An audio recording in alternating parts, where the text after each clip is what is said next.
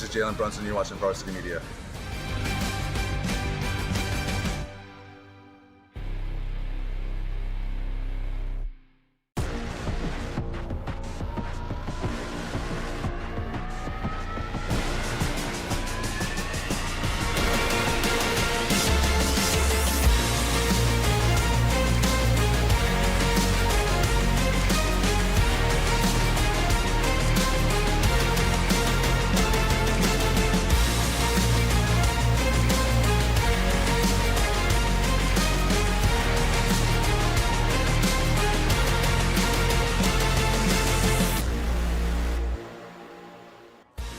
And we are live here at Jack Kaiser Stadium in Queens, New York on the campus of St. John's University.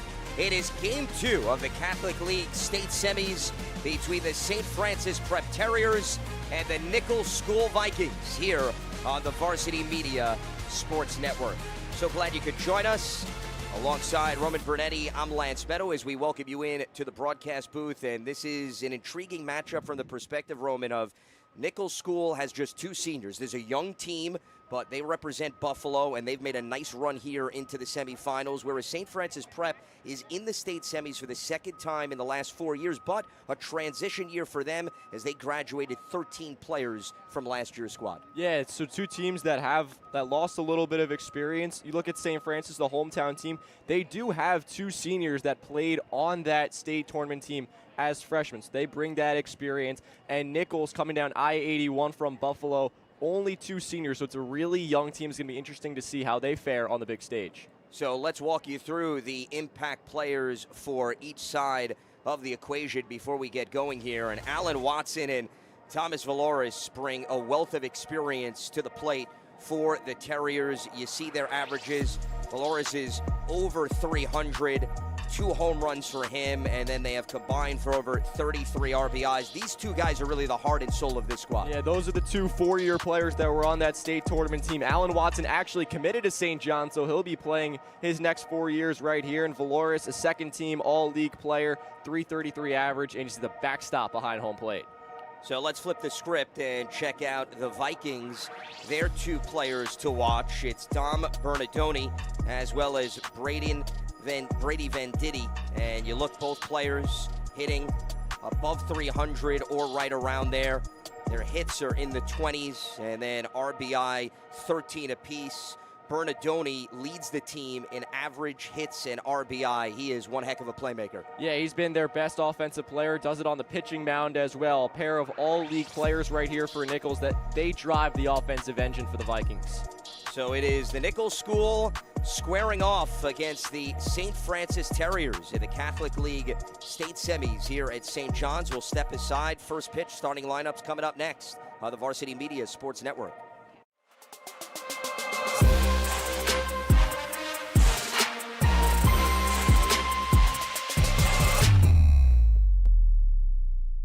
Now is a great time to book a sportscast with Varsity Media.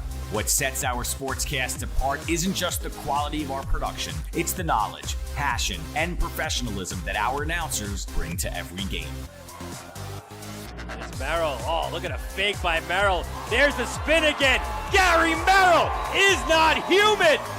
Touchdown, St. Anthony. Profeta!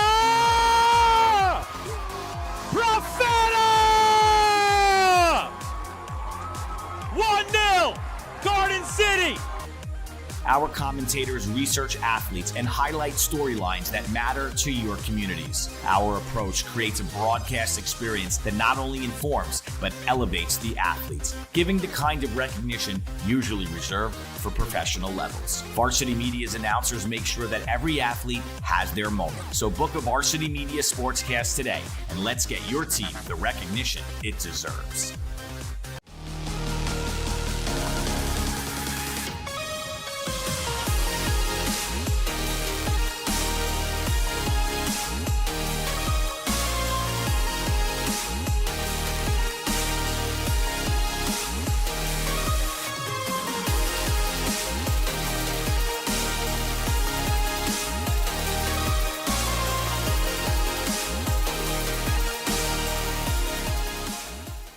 Hey parents, coaches, and players. Ever wonder what makes Varsity Media stand out as the tri-state leader in sports live streaming and videography?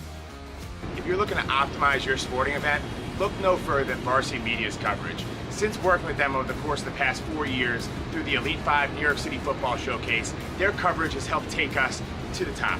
Varsity Media does an unbelievable job in terms of the broadcast, backgrounds on kids, do a great job in exposure from top to bottom. I couldn't really say anything negative. It's been a great couple of years that we've been working together, and it's just fantastic. Well, I'll tell you, the fact that you guys are here has helped grow it, really. I mean, Varsity Media has been a good partner with us now for the last couple of years. That brings this game to a much broader audience. The level of detail and that you go to, I mean, obviously the announcers, the camera angles, the slow motions, I mean, you feel like it's being covered by, ESPN. If you'd like to book with Varsity Media, reach out at 516-403-2050 or email ben@varsitymedia.net. Help keep Varsity Media's broadcasts free on YouTube by considering an advertising sponsorship. Our coverage of local games helps local businesses get visibility in the community. To learn more about our sponsorship packages and rates, email ben@varsitymedia.net. Don't forget to subscribe to our YouTube channel for upcoming schedules and content, and on social media @Varsity Media. Now is a great time to book a sportscast with Varsity Media. What sets our sportscast apart isn't just the quality of our production, it's the knowledge, passion, and professionalism that our announcers bring to every game. It's Merrill. Oh, look at a fake by Merrill. There's the spin again. Gary Merrill is not human. Touchdown, St. Anthony. Profeta!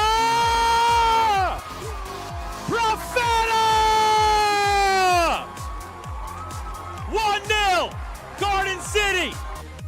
Our commentators research athletes and highlight storylines that matter to your communities. Our approach creates a broadcast experience that not only informs, but elevates the athletes, giving the kind of recognition usually reserved for professional levels. Varsity Media's announcers make sure that every athlete has their moment. So book a Varsity Media Sportscast today, and let's get your team the recognition it deserves.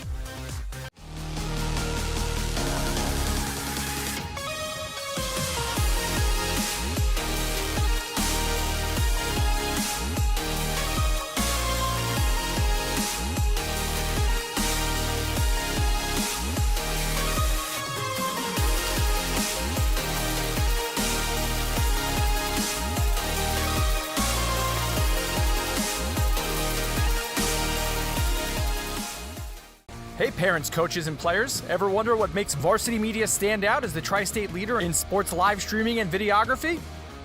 If you're looking to optimize your sporting event, look no further than Varsity Media's coverage. Since working with them over the course of the past 4 years through the Elite 5 New York City Football Showcase, their coverage has helped take us to the top. Varsity Media does an unbelievable job in terms of the broadcast, backgrounds on kids, do a great job in exposure from top to bottom. I couldn't really say anything negative. It's been a great couple of years that we've been working together, and it's just fantastic. Well, I'll tell you, the fact that you guys are here has helped grow it, really. I mean, Varsity Media has been a good partner with us now for the last couple of years. That brings this game to a much broader audience. The level of detail and that you go to, I mean, obviously the announcers, the camera angles, the slow motions, I mean, you feel like it's being covered by, ESPN. If you'd like to book with Varsity Media, reach out at 516-403-2050 or email ben@varsitymedia.net. Help keep Varsity Media's broadcasts free on YouTube by considering an advertising sponsorship. Our coverage of local games helps local businesses get visibility in the community. To learn more about our sponsorship packages and rates, email ben@varsitymedia.net. Don't forget to subscribe to our YouTube channel for upcoming schedules and content, and on social media @Varsity Media. Now is a great time to book a sportscast with Varsity Media. What sets our sportscast apart isn't just the quality of our production, it's the knowledge, passion, and professionalism that our announcers bring to every game. It's Merrill. Oh, look at a fake by Merrill. There's the spin again. Gary Merrill is not human. Touchdown, St. Anthony! Profeta! Profeta! 1-0, Garden City! Our commentators research athletes and highlight storylines that matter to your communities. Our approach creates a broadcast experience that not only informs, but elevates the athletes, giving the kind of recognition usually reserved for professional levels. Varsity Media's announcers make sure that every athlete has their moment. So book a Varsity Media Sportscast today, and let's get your team the recognition it deserves.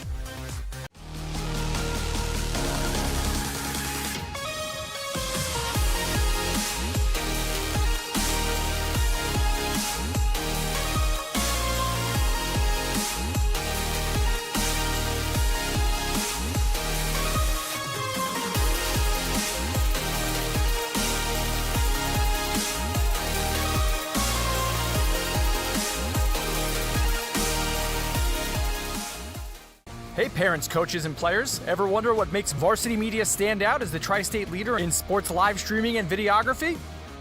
If you're looking to optimize your sporting event, look no further than Varsity Media's coverage. Since working with them over the course of the past 4 years through the Elite 5 New York City Football Showcase, their coverage has helped take us to the top. Varsity Media does an unbelievable job in terms of the broadcast, backgrounds on kids, do a great job of exposure from top to bottom. I couldn't really say anything negative. It's been a great couple of years that we've been working together, and it's just fantastic. Well, I'll tell you, the fact that you guys are here has helped grow it, really. I mean, Varsity Media's been a good partner with us now for the last couple of years. That brings this game to a much broader audience. The level of detail and that you go to, I mean, obviously the announcers, the camera angles, the slow motions, I mean, you feel like it's being covered by, ESPN.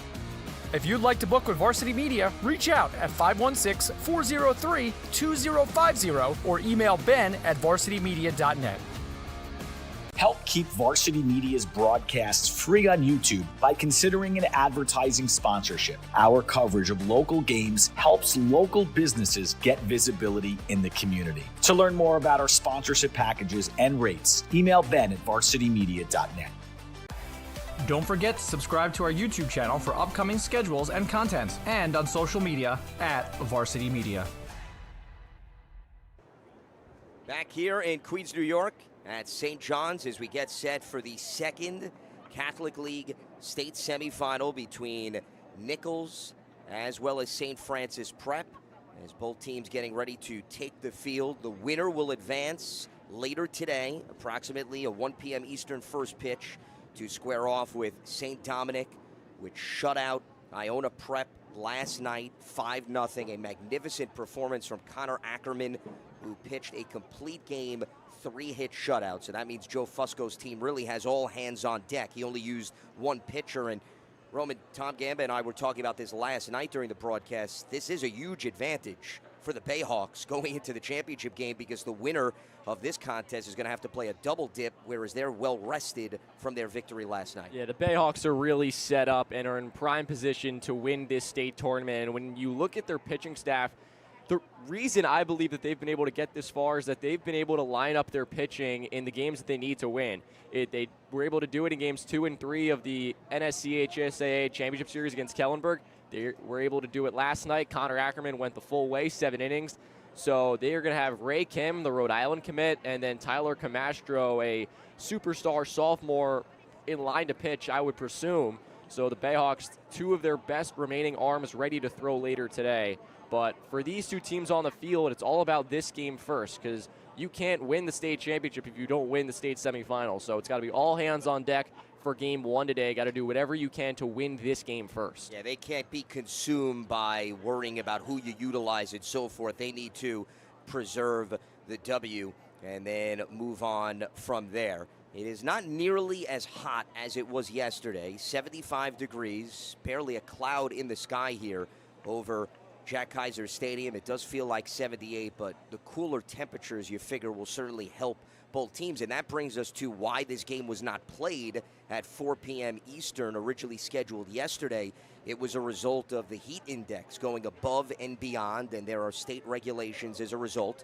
So that is why the game was moved, for the safety of everybody involved. And both teams agreed that they are willing to have 2 games that they will have to get through if they are victorious in this one. Let's take you through the starting lineup for St. Francis Prep, as they will be the road team in this contest. It's Joey Irizarry, who will be leading off and playing center field, followed by the catcher, Thomas Valoris. Alan Watson at third base, batting third, followed by Dylan D'Onofrio, the right fielder, cleaning up. Then Thomas Stathopoulos is the designated hitter. He'll hit fifth. Mateo Grasso out in left field will bat sixth. Aaron Gonzalez at first base, hitting seventh, followed by Nick Gagliari at shortstop. And then Patrick McNamara at second base will be rounding out their starting lineup, as they will have to go up against Max Zlotnick, who you see has numbers that jump off the page with a 1.60 ERA. He has logged nearly 40 innings and a ratio of 44 strikeouts to 20 walks. They feel really good about having him on the mound. It's his third year on varsity. He's the ace of the staff, and you'll see he's going to throw low to mid-80s. He's got a breaking ball, a splitter, as well as a changeup. So this is the young man, the right-hander, that the Terriers offense is going to have to battle, at least in the early stages of this one. Yeah, and plethora of pitches, as you mentioned. Changeup, splitter, he can play off those well. He's a little slow to get up off the mound there, but if he's able to utilize those pitches, changeup, splitter can be a little bit hard for the hitters to identify and diagnose. So if he's able to mix those in well, and it's got to start with the fastball, got to throw strikes. Big game here. Can he just get started, get through that first inning, settle any nerves he might have? And Zlotnick's receiving interest from high academic D3 schools. Talking with head coach Brian Brzee, who's in his 9th year, he said that at least 10 programs have come down already to see Zlotnick in person, and he's a super smart kid. So he will have his full choice of potential destinations, but right now his focus is on trying to win a state championship as that pitch gets away from him. Dealing with the heart of the Terriers offense as they go to work early in this game with Irizarry,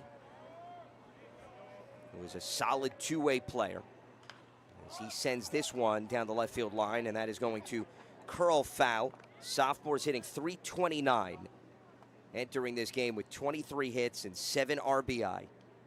And he also has appeared on the mound throughout this season. Small sample size, 4 appearances, and you see that on the high school level where players will chip in multiple departments, trying to jumpstart this St. Francis Prep offense as he'll pop this one up and it'll bounce right in front of us to where no one is seated.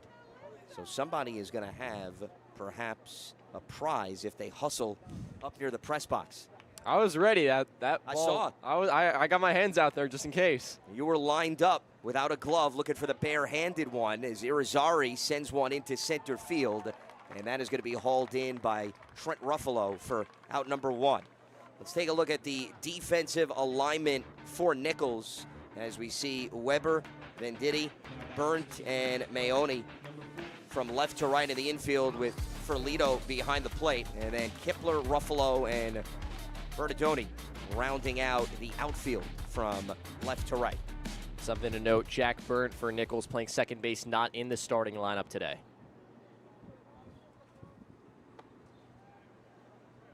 And that is because Ryan Swanson is serving as the designated hitter. And they're opting to keep Zlotnick in the lineup for his bat. Given the fact that Zlotnick, as we're going to talk about with a lot of these players, is hitting .257 this season. So they feel that that gives them that dual threat presence. Right now, though, struggling to find the strike zone. A 3-0 count here to Valoris, the catcher for the Terriers, who is second on the team with a .333 batting average. He takes a strike there. He also tops the team with 25 hits and 17 RBI, and has shown some power with a pair of jacks. Terriers 13-13 on the season, and that 3-1 pitch misses, and that is going to be a free base for Valoris. Yeah, Zlotnick missing arm side, all 4 balls in that at-bat. Looks like we're going to get a courtesy runner at first base for St. Francis. That's Jonah On who's going to run for Valoris, but Zlotnick missing arm side's got to finish through the pitch. Avoid opening up. On is a junior who has excellent speed as he takes a lead from first in place of Valoris. And in the box, one that is hammered into right field, and a sliding grab there by Bernardoni for out number 2 to keep On at first. At first pitch swinging from Alan Watson, and he barrels it up. A good read, though, in right field by Bernardoni. Sometimes those line drives are a little bit hard to figure out. Do you go back? Do you come in? He makes the correct read. He's able to pluck it out of the air before it hits the turf. So here is Dylan D'Onofrio. Junior right fielder, leads the team with a .351 batting average, and he has also been hit by 16 pitches this season. That also tops the charts. Talking with Robert McDermott, the head coach of the Terriers, he called him the hardest nosed player that they have on the roster. He said he's built like a fire hydrant, and I think he could tell he does have a physical frame that he utilizes to his advantage. And right now trying to continue this inning with 1 on and 2 out, and he was nearly hit by his 17th pitch. Yeah, a bit of a stocky guy there in the box, but you mentioned it, he does it all. Leading the team in average, gets on base. That's all you can ask for. And really a pleasant surprise for this squad this season, as that one is high and outside. They didn't necessarily know exactly what they were going to get out of him this year, but his work ethic and practice and him taking advantage of his opportunities has been above and beyond what they expected, and a big reason why they're here in the state semis. As the 2-0 pitch swung on and missed for strike 1. It is an all-league honorable mention. Those numbers, I would have thought maybe at least second team. But as a junior, some good honors for him. It also goes to show you the level of competition that you're dealing with in the Catholic League. The 2-1 pitch, a bit of a check swing, that misses. So a nice job here by D'Onofrio working his way through this count in his favor. As On once again takes a lead from first here in the top of the first inning, and Zlotnick keeping close tabs on him.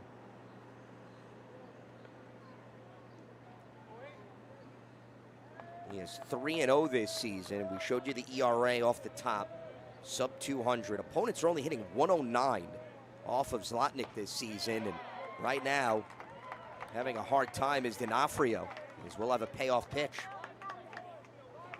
Yeah, so far, the only thing that Zlotnick struggled with is his command a little bit.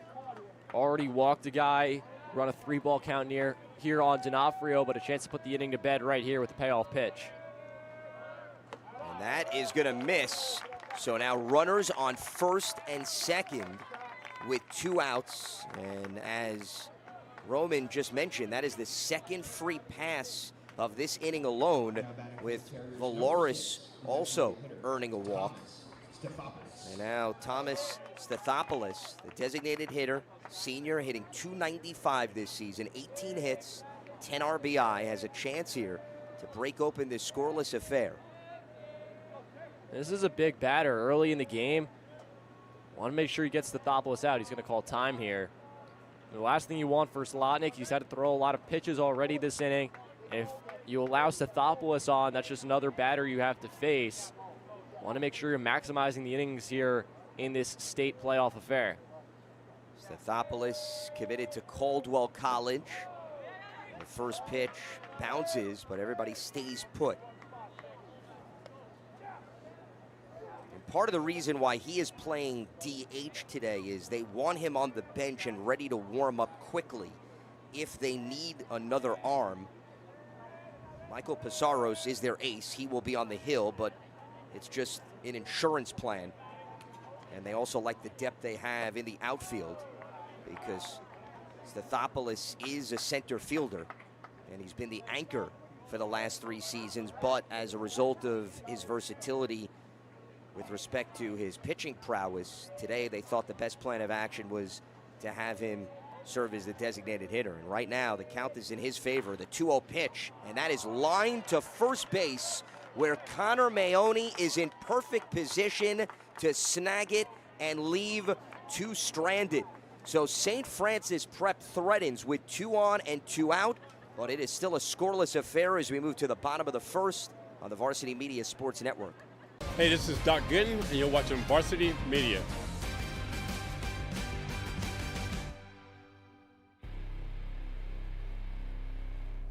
Now is a great time to book a sportscast with Varsity Media. What sets our sportscast apart isn't just the quality of our production, it's the knowledge, passion, and professionalism that our announcers bring to every game.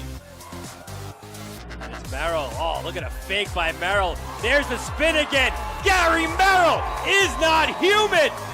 Touchdown, St. Anthony. Profeta!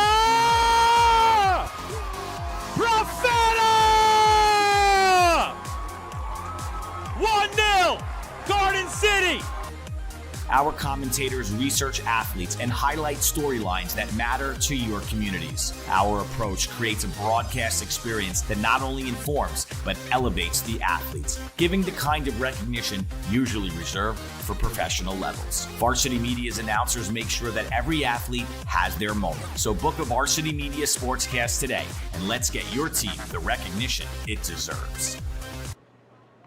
Let's take you through the Nichols School starting lineup here as we get ready for the bottom of the first. Brady Venditti is the shortstop. He'll lead off, followed by Dom Bernardoni out in right field. Trent Ruffalo will man center and hit third. Connor Maone, we just saw him make a play at first to end the top of the frame. He's cleaning up. Dom Ferlito behind home plate in the 5th spot, followed by Ryan Swanson, the designated hitter. Emerson Weber is the third baseman. He'll bat 7th. Matt Zlotnick pitching and hitting 8th. And then Cody Kepler is the left fielder who will round out the starting 9. And on the mound is Michael Pizarros. He's got an ERA that is just as impressive as Zlotnick, but we see his whip there at 1.28. This is his 7th start of the season. He's 1-2 with a 2.41 ERA, and the strikeout to walk ratio is 2-1, and that is not exactly how he scripted the start of this game, as Venditti takes one and will head to first base. Yeah, you said it, not the start you're looking for if you're Pizarros, but just got to settle in, just got to get strike one, get any nerves, any butterflies out of the way, get strike one, and really settle in to your game plan. And just like Zlotnick, a lot of experience that Pizarros brings to the table. This is his 3rd year on varsity. He also is the ace of the staff. Upper 80s is where his ceiling is, and that pitch gets away, so easily heading to second is Venditti. So you hit the first batter with a pitch, and then as a result of the battery mates not being on the same page, now a runner is in scoring position. Yeah, a bit of a sleepy start from St. Francis. I'm sure Valores behind the plate would tell you that he should have caught that one. And it seemed like he looked into his glove expecting it to be there, and it wasn't. And Bernardoni, this time's his swing there. He's tops on the team with a 354 average, 370 in league play, and also leads the team with 23 hits and is tied for first with 13 RBI. Does a little bit of everything, showing bunt here, and that does not take a fortuitous bounce.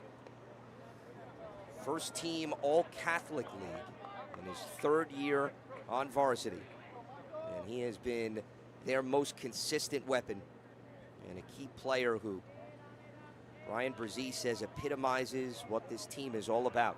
And right now, trying to capitalize with a runner at second as The 1-2 pitch swung on and missed, and he will sit down as Pizarros gets his first K of the afternoon.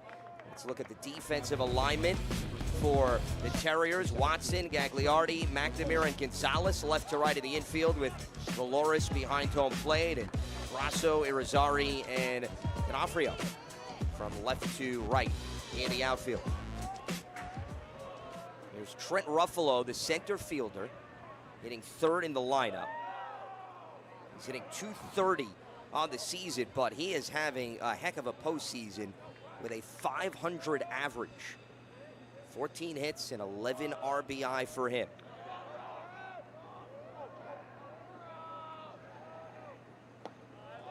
Right now, Pizarros trying to find the zone.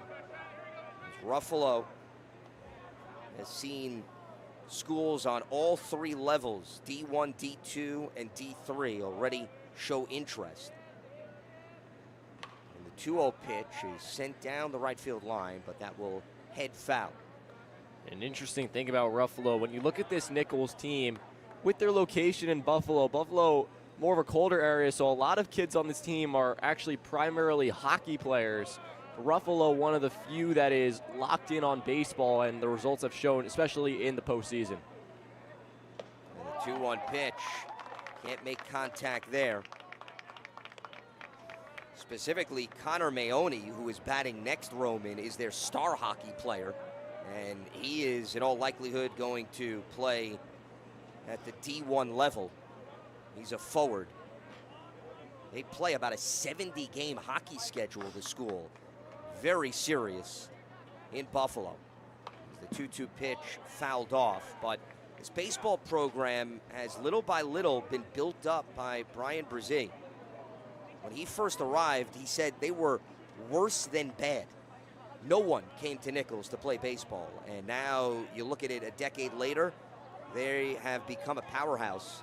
And they lost to Canisius in the Georgetown Cup a year ago, Canisius making it to the state semis. Well, they got some redemption this year as another one is fouled off here by Ruffalo. Yeah, they swept St. Joe's Collegiate in the Georgetown Cup Championship Series. Actually were pushed to the brink in the semifinal series against St. Mary's, but they were losing game 1, came back, won games 2 and 3, swept St. Joe's, so they're riding a 4-game win streak here into the state semifinal. They beat St. Joe's 8-5 and 5-3 as that one gets away from Pizarro, so we're going to have a full count here. With a runner on second and 1 out here in the bottom of the first. Nichols comes in red hot. They've won 11 of their last 12. After winning the Georgetown Cup for the first time in the 43-year program history. A slow dribbler to short, and it is handled cleanly, but the throw is late. As Gagliardi did not charge it in time, and as a result, Ruffalo is on at first with Venditti staying at second. He charged that well, made a nice running throw. I thought from my vantage point on first looks he was out, but Ruffalo able to beat it out with the speed. Venditti remained put at second, so 2 on, 1 out. And here is their first baseman, Maone. Home plate umpire is Derek Moshe. Will Jeffries is at third, Kenny Diaz is at second, and the man that made that close call, Joe Levecki.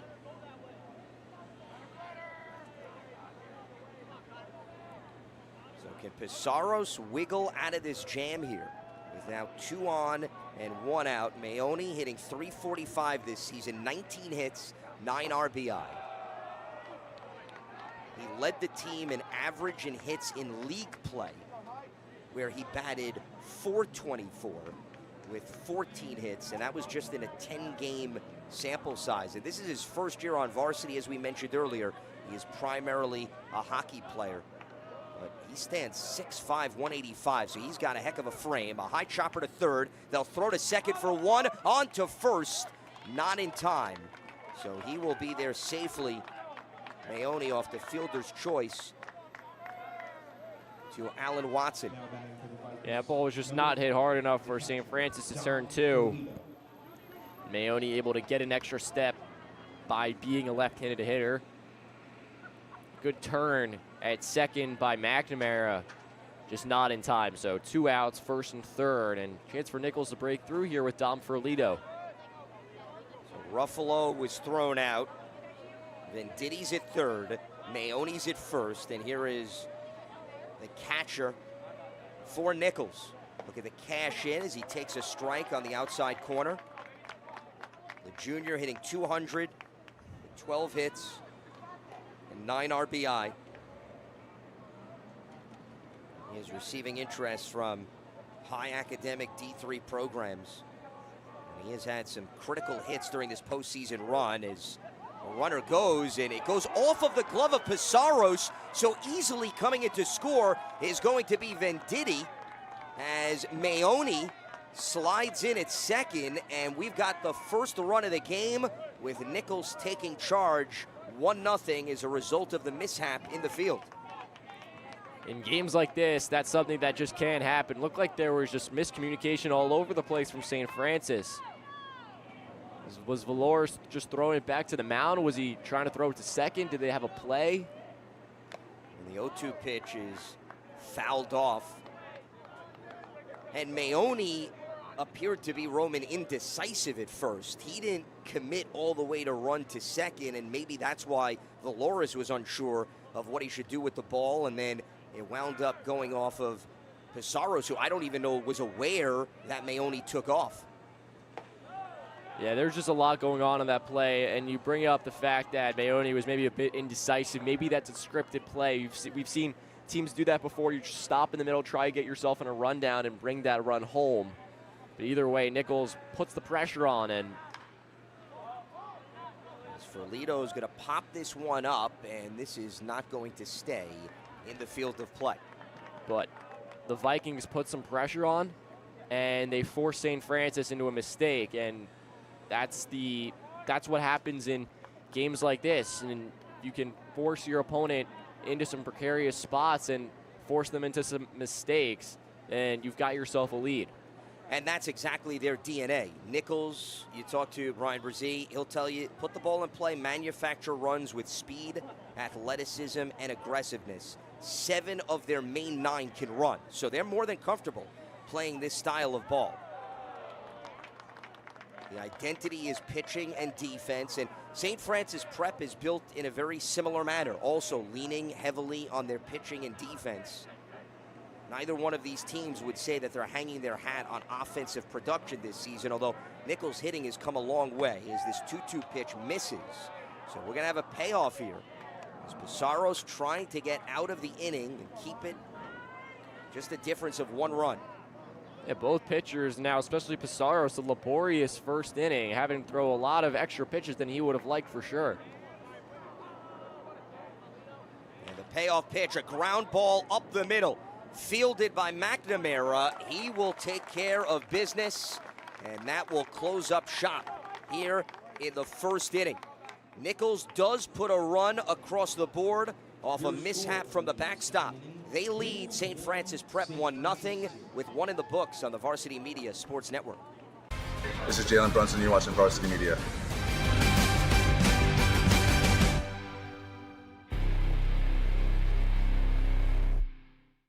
You've seen the dedication, the long hours, the early mornings, the sacrifice. You know your athlete has what it takes, but how do you make sure the right people see it? The recruiting process isn't easy. Coaches are flooded with highlights, but how do you stand out in the crowd? At Varsity Media, we specialize in creating game-changing ISO videos, high-definition, athlete-focused footage that highlights exactly what college recruiters want to see. With our up-close ISO video, we capture your athlete's key moments. No more wide angles showing other players.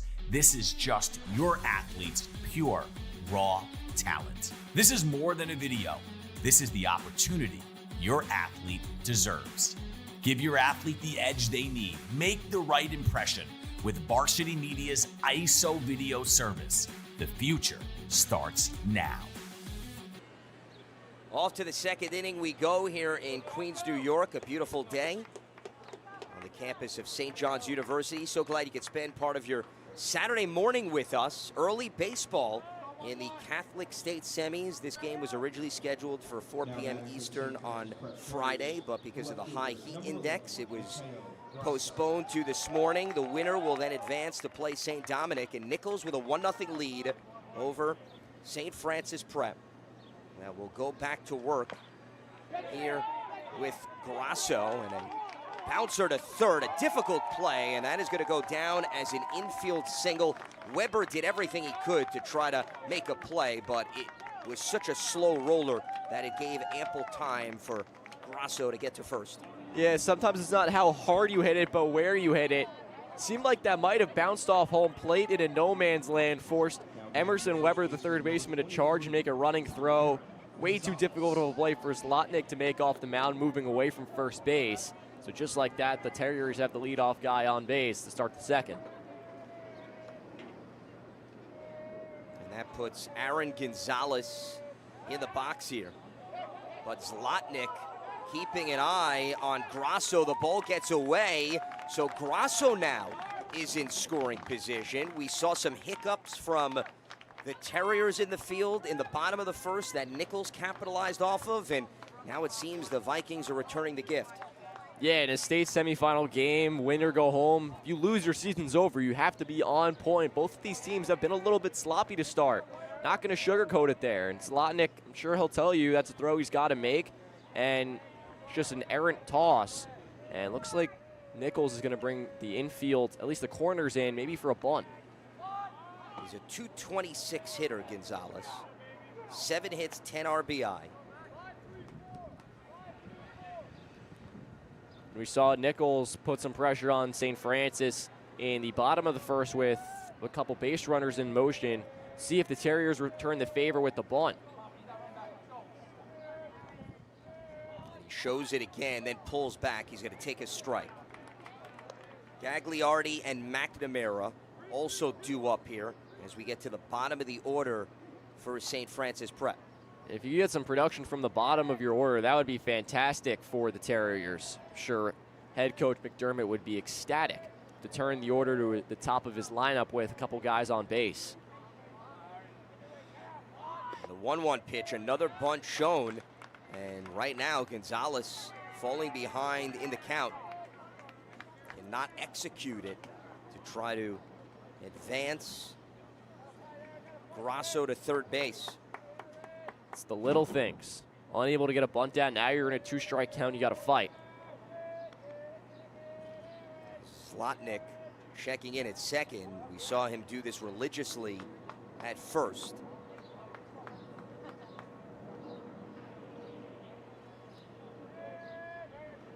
Now delivers the 1-2 pitch. A ground ball to second. And that'll lead to out number 1 thanks to the play by Jack Burnt at second base, but it does advance Grasso to third for Gagliardi.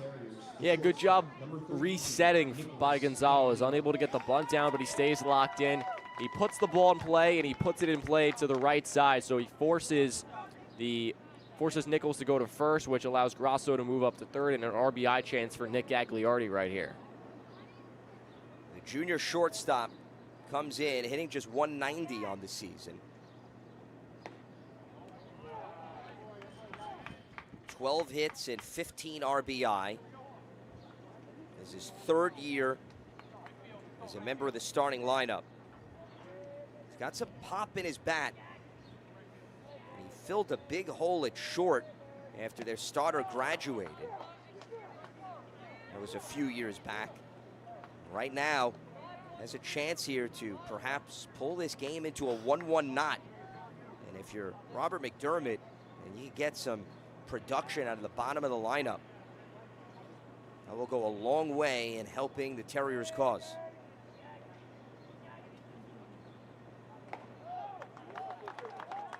So Zlotnick falling behind here, 3 balls and no strikes. Got the big boppers at the top of the order coming up for the Terriers. So the bottom of the lineup putting in some good work early on. Gagliardi draws a 4-pitch walk to put runners on the corners with 1 out for the 9th hitter Patrick McNamara, their second baseman.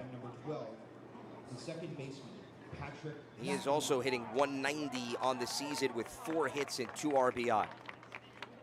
Bit of a small sample size for him.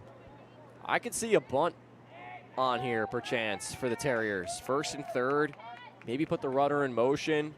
I'd maybe play a little bit of small ball, put a little bit of pressure on if I'm St. Francis here, especially with the number 9 hitter up.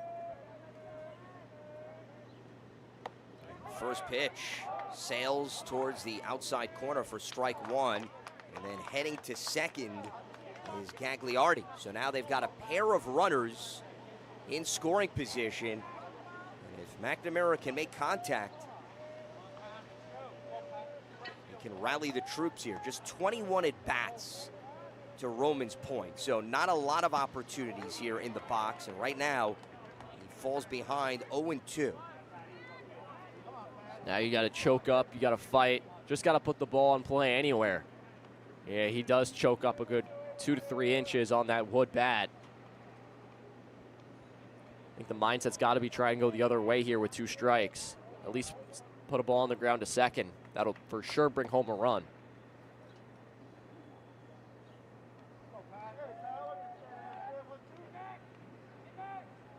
Zlotnick once again looking back at second, and the 0-2 pitch swung on and missed. He gets McNamara swinging, a huge out for number 2 to so far keep a pair of runners at second and third. Yeah, went with the breaking ball there.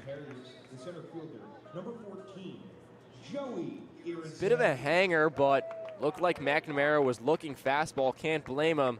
Just unable to identify the breaking ball in time. Gets fooled, falls himself out in front, and just like that, 2 outs. And the innings left to Joey Irizarry.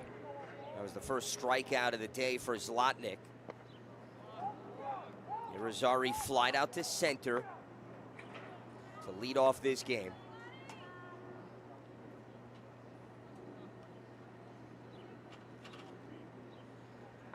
He's hitting .329 as just a sophomore. It's pretty impressive at the top of the order.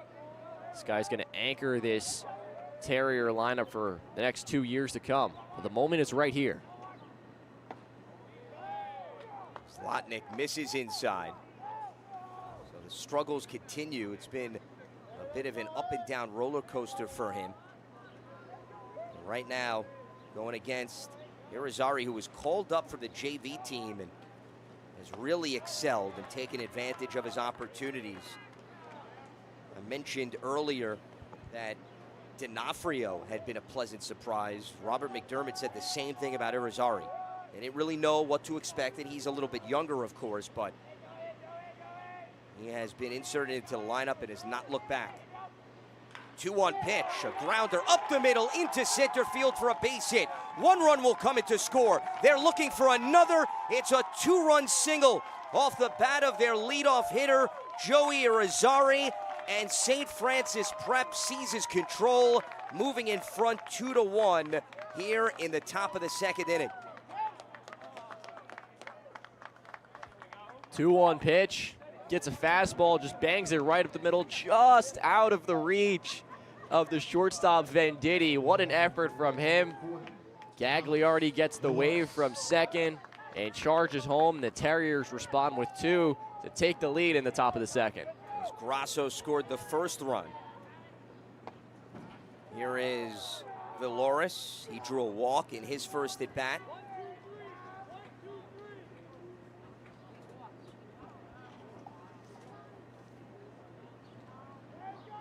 Zlotnick faced 5 batters in the first.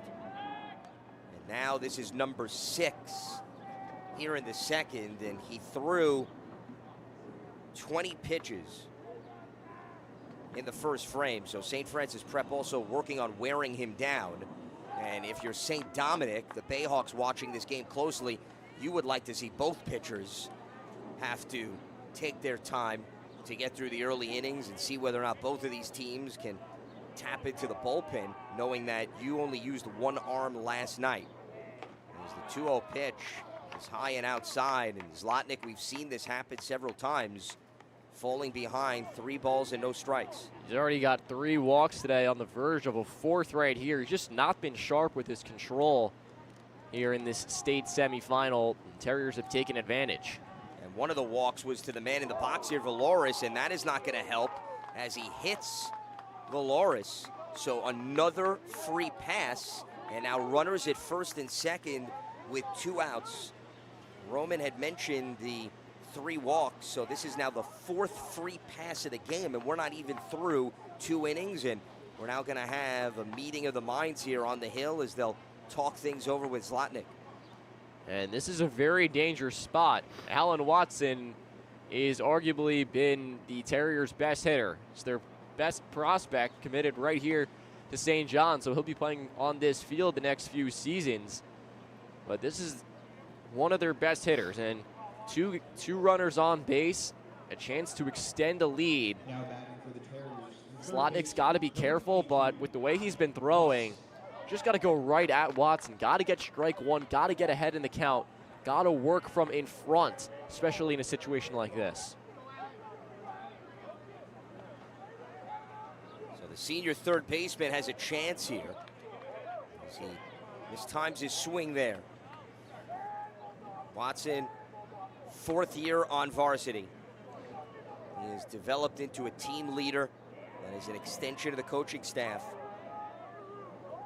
as he looks to add an extra layer of padding. And Zlotnick is 1 out away from ending this lengthy top of the second. Yeah, if you're Zlotnick, you just got to get your team to the dugout right here. Just hold it out of 1-run deficit.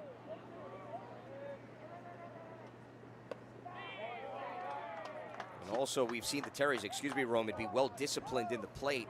They are not going to swing for the heck of it, knowing that Zlotnick is having trouble locating. Yeah, both teams have been selective, and Zlotnick keeps missing to his arm side, so that's inside to righties and outside to lefties. And the 2-1 pitch is fouled back. So 2s across the board. 2 balls, 2 strikes, 2 outs, and 2 men on. 2 runs home this inning as well. Zlotnick is hoping to keep it that way.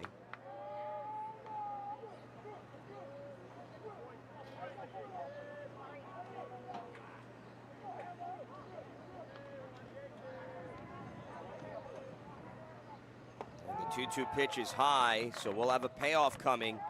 There is room on the base paths for Watson, but it's not as if it gets any easier with D'Onofrio on deck, who is sporting a team best average.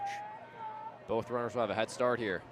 And the 3-2 pitch swung on and missed. Zlotnick gets in a jam and finds a way out of it by blowing that pitch past Watson for his 2nd K of the frame, and it stays a 2-1 game in favor of the Terriers as Zlotnick working the outside corner of the plate to fool the man that will be sporting a St. John's uniform in years to come on the Varsity Media Sports Network. You're watching the Varsity Media Sports Network, the home for New York high school sports. Hey parents, coaches, and players. Ever wonder what makes Varsity Media stand out as the tri-state leader in sports live streaming and videography? Well, I've been working with Varsity Media for, 14 years. When we have video needs, whether that be a game, whether that be a practice, whether it be social media, it's nice to know that somebody understands what we're looking for without asking for it. We started working with Varsity Media back in 2021, and since then they've been an absolute game changer, putting our event on the map. Varsity Media couldn't be a better partner, and if you're looking to optimize your event, I couldn't recommend them anymore. It's been great for us. You know, the kids really get excited when they know that Varsity Media is going to be here. Not just what's happening on the football field, but all the excitement that's around it. It really boosted the environment here, and everybody gets really excited for what's going on. Varsity Media is reliable, professional, and their quality work is fantastic. It's like watching ESPN. The announcers are unreal, really do a great job of speaking to the coaches to get the knowledge of the players, the season, what's going on with the team. There is nothing better than Varsity Media doing a live broadcast. If you'd like to book with Varsity Media, reach out at 516-403-2. As we start the bottom of the 2nd inning with Nichols now trailing St. Francis Prep 2-1 after the Terriers plated a pair of runs in the top of the frame. It is Swanson, Weber, and Zlotnick due up in this frame, the 6th, 7th, and 8th hitters. Swanson batting .295, 13 hits, 9 RBI. He transferred in as a sophomore, so he's one of the newbies on this roster. Put a lot of work in during the offseason, and his approach has been consistent. As he swings and misses there to even the count.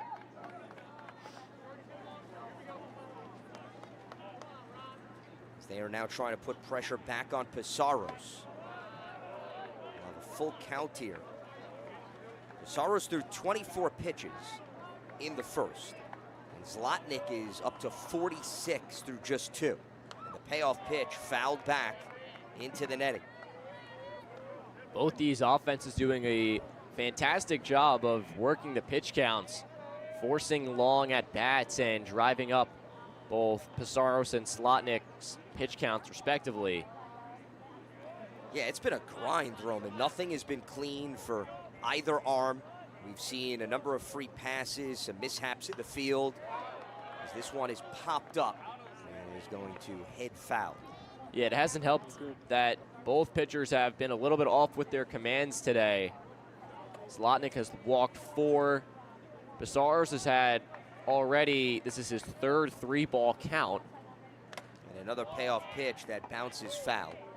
And remember, he hit Venditti, the first batter he faced, with a pitch to put him on. Then there was an infield single by Ruffalo. So there were some close calls, some ones that he'd like back. But he now has a 1-run lead.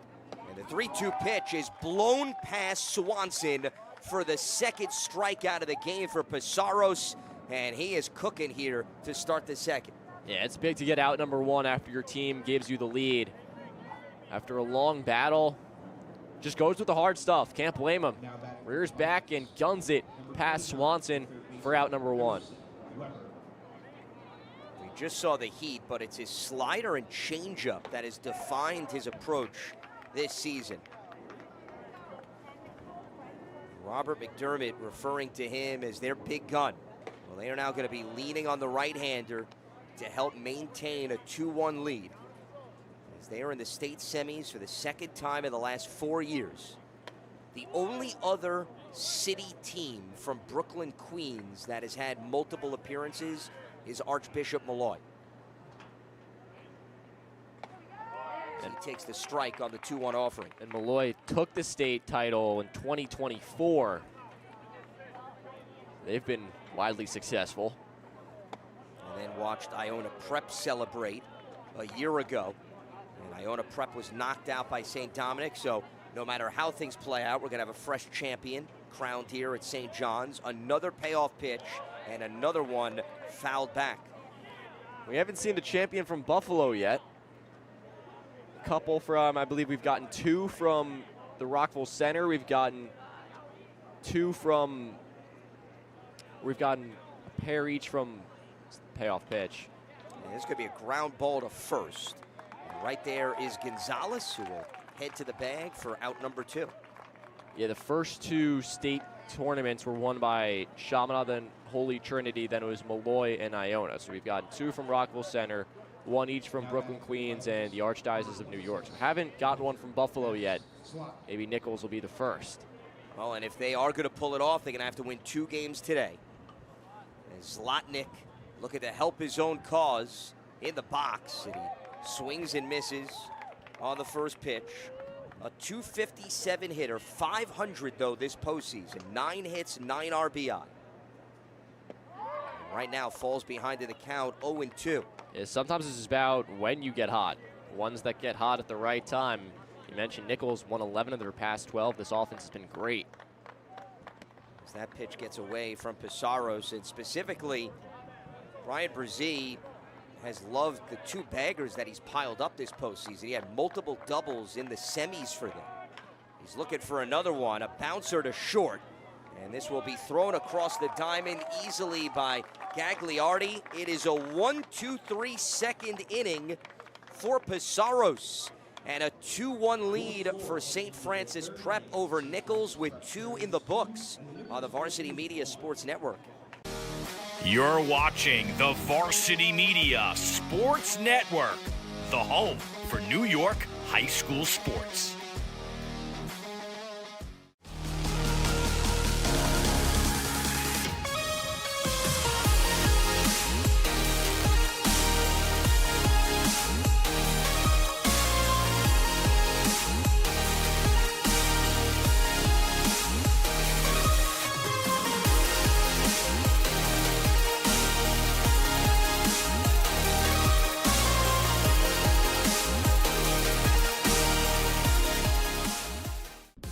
Are you a local business looking for new and creative ways to promote your company? Varsity Media offers affordable rates that can get your message across to a demographic of 18 to 54 years of age. Our follower base across social media is 75,000 strong, and our viewership numbers per game are in the thousands. Don't blow your advertising budget on old staples like TV and radio media. Reach out to Varsity Media to get the best bang for your buck. For the latest news in high school sports, be sure to check out varsitymedia.net or follow us on social media at Varsity Media.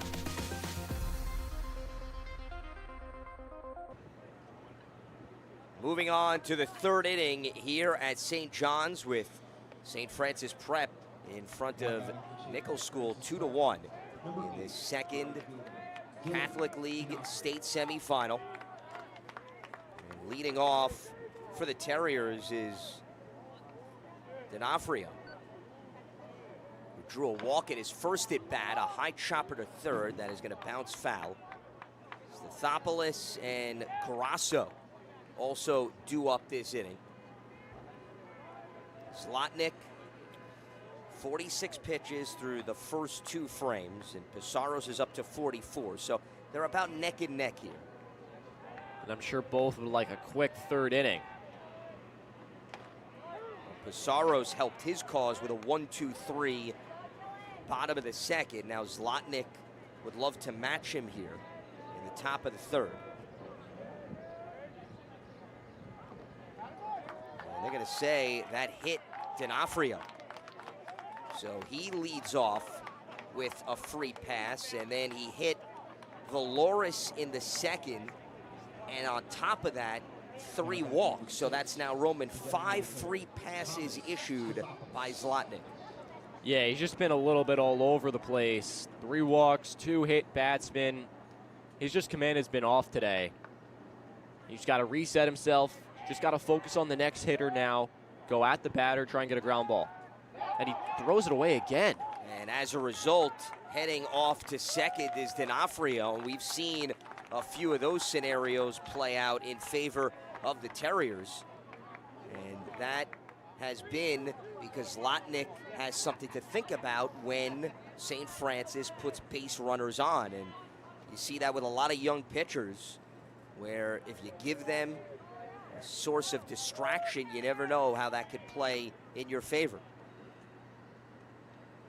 Stathopoulos lined out to first. He shows bunt, but puts a little bit too much height on that contact, and it caroms foul.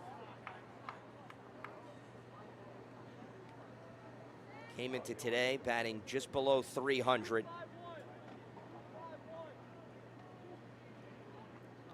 Yeah, if I'm St. Francis, I'm sticking with the bunt here. Nichols has been a little bit off, a little bit sloppy today. Force them to make a tough play. Might find yourself with a bunt hit. And he shows bunt again. This rolls foul as Weber was preaching patience, and he won. Stathopoulos was peering at that third base foul line. Tried to guide it right towards the base. We're in a situation where Weber would have to charge and make a running throw. Nearly had it there, but good awareness by Weber to see the spin, to recognize that it was rolling foul, and to allow it to do so. That takes the bunt off. Now Stathopoulos is going to have to fight with 2 strikes.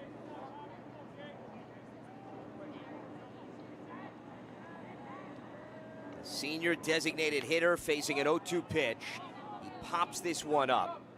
and it will head into the stands, where another souvenir could easily be claimed in empty space. That was similar to the one that landed right in front of us in the press box, and a pair of fans in the stands are going to track that down. St. Francis Prep eager to reclaim that baseball. They're far and few at the high school level, as the 0-2 pitch is high and inside for a ball.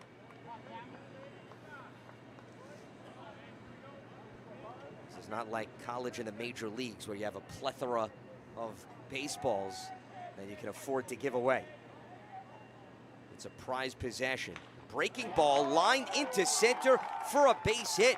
So Stathopoulos, is able to get on to put runners on the corners, with D'Onofrio advancing to third. And now Grasso is going to have a pair on the diamond with still nobody out. Good two-strike hitting there by Stathopoulos. Got it off the end of the bat a little bit, but hit it where they ain't. It's the old phrase. Right up the middle, out of the reach of Venditti, and the throwing error comes back to bite Zlotnick, and that's going to do it for him. Brian Brzee is going to pull the plug, and he's going to go to the pen. So Zlotnick is going to watch from the dugout for the remainder of this game. 2+ innings for him, and we will step aside as the Nichols School turning to its second arm of the day on the Varsity Media Sports Network. You're watching Varsity Media, New York's high school sports network.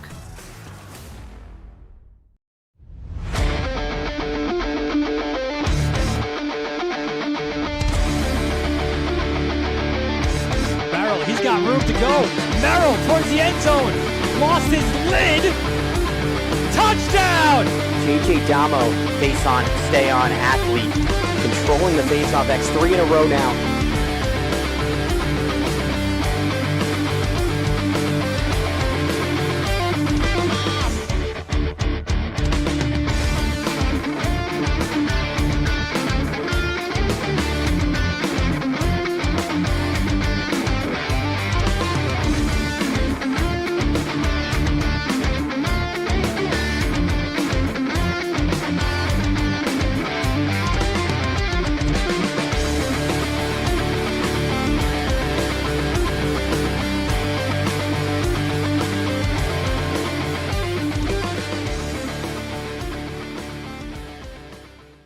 Hey parents, coaches, and players, ever wonder what makes Varsity Media stand out as the tri-state leader in sports live streaming and videography? If you're looking to optimize your sporting event, look no further than Varsity Media's coverage. Since working with them over the course of the past 4 years through the Elite 5 New York City Football Showcase, their coverage has helped take us to the top. Varsity Media does an unbelievable job in terms of the broadcast, backgrounds on kids, do a great job of exposure from top to bottom. I couldn't really say anything negative. It's been a great couple of years that we've been working together, and it's just fantastic. Well, I'll tell you, the fact that you guys are here has helped grow it, really. I mean, Varsity Media has been a good partner with us now for the last couple of years. That brings this game to a much broader audience. The level of detail and that you go to, I mean, obviously the announcers, the camera angles, the slow motions, I mean, you feel like it's being covered by, ESPN. If you'd like to book with Varsity Media, reach out at 516-403-2050 or email ben@varsitymedia.net. Don't forget to subscribe to our YouTube channel for upcoming schedules and content, and on social media @Varsity Media. The new pitcher for Nichols is Grayson Gordon, a freshman who stands 6'1", 190. And you see he's a lefty. This is his 7th appearance. He's 3-0 with a 1.40 ERA. Runner goes, and unable to control it is Ferlito behind home plate. So the troubles continue to pile for Nichols, as now Stathopoulos is in scoring position with runners at second and third. Yeah, the base running has really paid a difference for St. Francis, whether they've been stealing bases or they've been forcing Nichols into throwing errors. It's been costly. And the 0-1 pitch is hammered into the gap in left center field, and that is going to drop in and roll all the way towards the warning track. One run comes in to score, and another will follow. It is a bases clearing 2-run double for Mateo Grasso, and it is St. Francis Prep padding its lead 4-1. They have scored 2 runs in each of the last 2 frames. He just crushed that one to the left center field gap. Didn't even get all of it, too.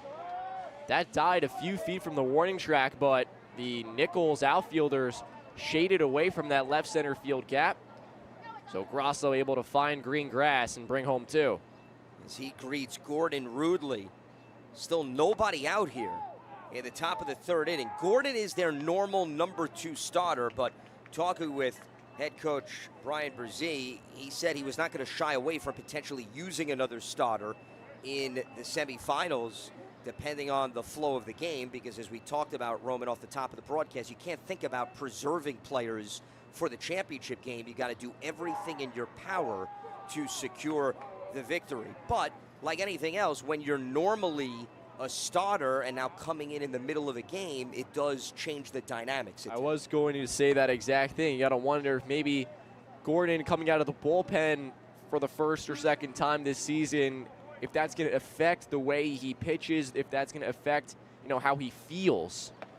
As Gonzalez is brushed back with a low pitch inside.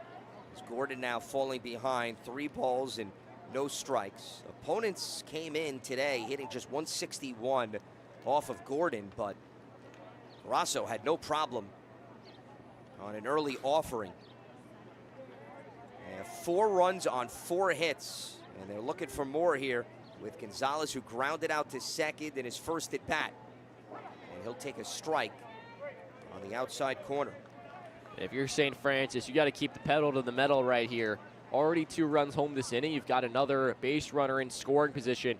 Got to pad the lead, a chance to really, add on and put this, aggrandize the lead here, really put it out of reach early on. And the 3-1 pitch, a ground ball to second. The backhanded stop, and the bouncer to first is not going to result in an out because it pulled Maoni off the bag. Burnt did all he could to stop the ball and then toss it over to first, but based on the replay, let's see if Maoni came off the bag, and it looked like that right foot, Roman, stepped off, and that's why it's a safe arrival for Gonzalez. That's a good call at first. Something I didn't pick up from our vantage point up in the broadcast booth here at Jack Kaiser Stadium, but good hustle by Gonzalez putting the ball in play, and the inning continues, still nobody out. Runners on the corners for Gagliardi. He drew a walk and then swiped a base in the 2nd inning. So he's looking to get on for the 2nd time. Again, chance for St. Francis to really add on here, take this lead to the next level. Nichols with a pair of errors already in this game, as this one is lined down the left field line and will bounce foul. Patrick McNamara on deck, the 9th hitter in the lineup. This inning started off with their cleanup hitter, D'Onofrio. They chased Zlotnick after he hit D'Onofrio with a pitch, and Stathopoulos came through with a single. Gordon tossing it over to Maoni. They're really not afraid to throw over to first base, especially with a base runner on third. Zlotnick threw it away twice. They're keeping close tabs on each and every Terrier that reaches first. And the runner goes, the throw is cut off. And let's see a rundown here as they continue to play the game of catch. Who wants it more? Back and forth we go. And then finally, a tag at home by Gordon as Grasso is thrown out for the first of the inning. But there is still going to be a runner here at third for the Terriers. A good job by Gonzalez following the play and getting himself to third. But if you're Grasso, got caught a little bit wandering off third base, and the cardinal rule in baseball cannot make the first out at third base. I know he's in between third and home there, but got a little bit caught in between. Gagliardi still has a shot to drive in a run as he fouls that one off. Nichols going to bring the infield in here, try and cut down the run at home plate. So there was an example where Nichols tossed the ball around in the infield and it worked out in their favor after some mishaps in the first few innings of this game. The 0-2 breaking ball cannot be framed by Ferlito. That was a close pitch. Looked like a breaking ball from Gordon, just a few inches off that outside corner. Ferlito can't steal the call, and the at-bat remains alive. Gagliardi chops one to third. Charging home is Gonzalez. The throw to first is mishandled and wide. So another run is going to come in to score. It's 5-1 St. Francis. And the headaches just continue to pile for Nichols as they trail by 4 runs. Even with the infield in, this was going to score a run. Really high chopper. Good job by Gagliardi just putting it in play with 2 strikes. Weber waits for the high hop. He's got plenty of time, and that ball just sails on him. It runs arm side, forces Maione off the base, and he can't make the catch and tag in one motion. That's a hit, or actually I think that's going to be an error. It is the 3rd one of the game already for the Vikings. And here is McNamara. He shows bunt, and that will carry him foul. So an E5 there on Weber. And St. Francis, they're getting their knocks, but they're also playing small ball, and they're capitalizing on Nichols' mistakes. 3 throwing errors, 3 walks, a couple of hit batsmen, just not the recipe for success for Nichols. And it goes back to what we were talking about earlier, the identity for both of these teams. Make contact, put the ball in play, test the opposing defense. The Terriers have passed with flying colors thus far. And they're going to continue to do that. McNamara shows bunt on each of the first 2 pitches of his at-bat. Still just 1 out, and the top of the order coming up next. This is a very dangerous spot for Gordon. McNamara showing bunt again. Gordon is there. He's going to take his time and will throw to first for the out, but McNamara does his job with the sac bunt, advancing Gagliardi into scoring position with 2 outs. Chance to beat that out, too. That was a really well-placed bunt. Maybe a little bit more to the left down the third base line would have been better for McNamara, but he gets the job done. He moves Gagliardi into scoring position and sets the table for the top of the order. And here is Joey Irizarry, flied out to center, singled in his last at bat.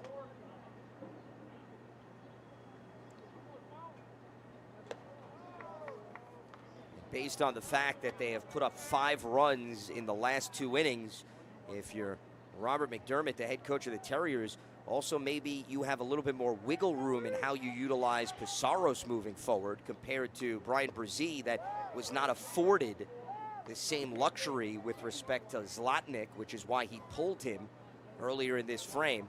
But it does give the Terriers a chance to think about how much they want to put on Pizarros, knowing if they hold on to this lead, they will be playing a second game.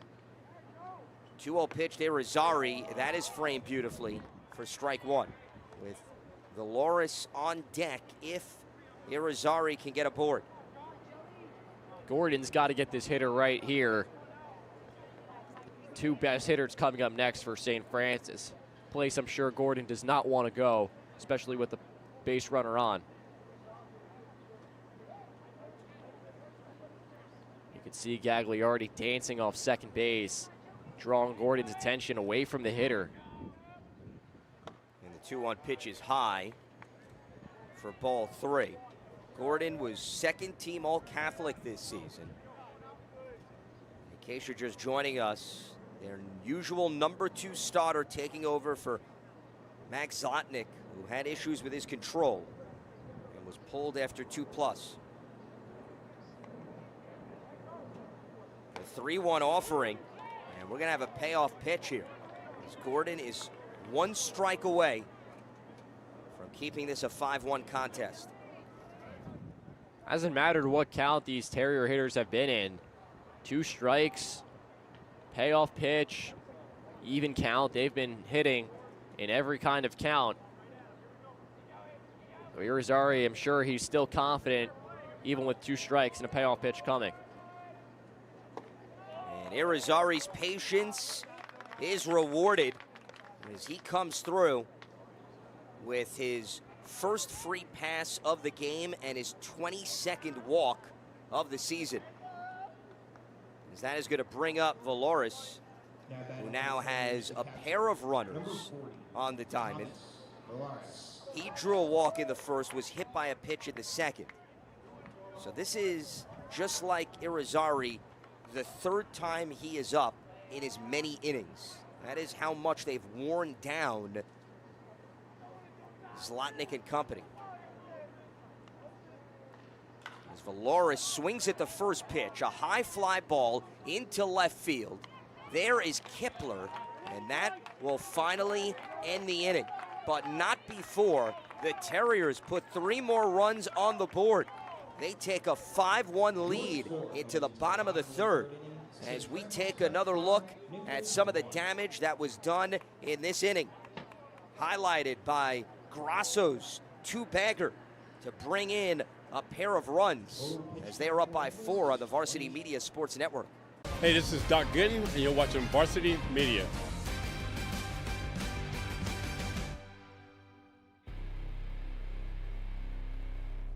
Now is a great time to book a sportscast with Varsity Media. What sets our sportscast apart isn't just the quality of our production, it's the knowledge, passion, and professionalism that our announcers bring to every game. It's Merrill. Oh, look at a fake by Merrill. There's the spin again. Gary Merrill is not human. Touchdown, St. Anthony. Profeta!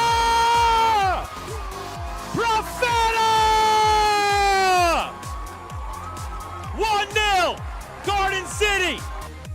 Our commentators research athletes and highlight storylines that matter to your communities. Our approach creates a broadcast experience that not only informs, but elevates the athletes, giving the kind of recognition usually reserved for professional levels. Varsity Media's announcers make sure that every athlete has their moment. So book a Varsity Media Sportscast today, and let's get your team the recognition it deserves. 5-1 lead for St. Francis Prep over the Nichols School, with Pizarros still on the mound here for the Terriers. He will be facing the 9th hitter Kipler, and then we'll go to the top of the order with Venditti and Bernardoni due up. A 1-2-3 second inning for Pizarros. He got Swanson swinging and then induced consecutive ground outs off the bats of Weber and Zlotnick, as he is looking to get into his groove with a 4-run cushion. I'm sure that long inning, that last half inning, that works to his advantage. He can rest and reset himself. First pitch taken for a strike to Kipler with his first at bat here in this contest. Fouls that one off. The senior left fielder hitting .255 with 14 hits, 9 RBI. This is his 4th year on varsity. He's committed to D3 Alfred University, and Ryan Brzee called him the MVP of their finals in the Georgetown Cup, as he was so effective with coming up with big hit after big hit. And I joked with Brian, I said, Brian, if the 9th hitter on your team is the MVP of your championship series, you must be doing something right. As the 1-2 pitch swung on and missed for another strikeout for Pizarros, as that is his 3rd of the day, as we take another look. Starting to find his groove, throwing more strikes. That is a perfect pitch, pinpointed down and away to the righty Kipler. Pizarros starting to lock in here. Nichols will turn the order. Venditti was hit by a pitch in the first inning.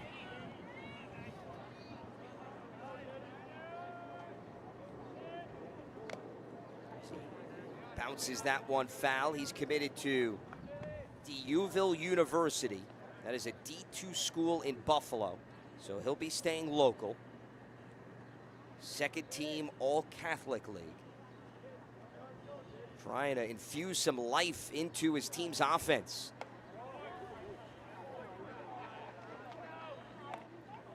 It's the third inning. Nichols, this is the second time their top of the order has been up. St. Francis has already turned the order 3 times. That one's fouled back. And we'll see whether or not that gives them a better grasp of Pizarros, considering this is their first time seeing him. This is not a regular rival, an out-of-town school that does not play these squads regularly, and Pizarros right now has had no problem.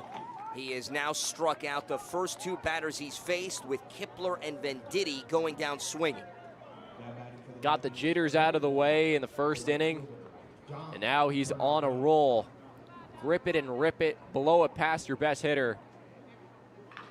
And this line drive is going to be caught with a dynamic sliding grab by Dylan D'Onofrio, coming in from right and making it another 1-2-3 frame for Pizarros. D'Onofrio sliding in safely indeed, and then showing the glove and the ball to the first base umpire as it stays a 5-1 game with 3 in the books on the Varsity Media Sports Network. This is Jalen Brunson. You're watching Varsity Media.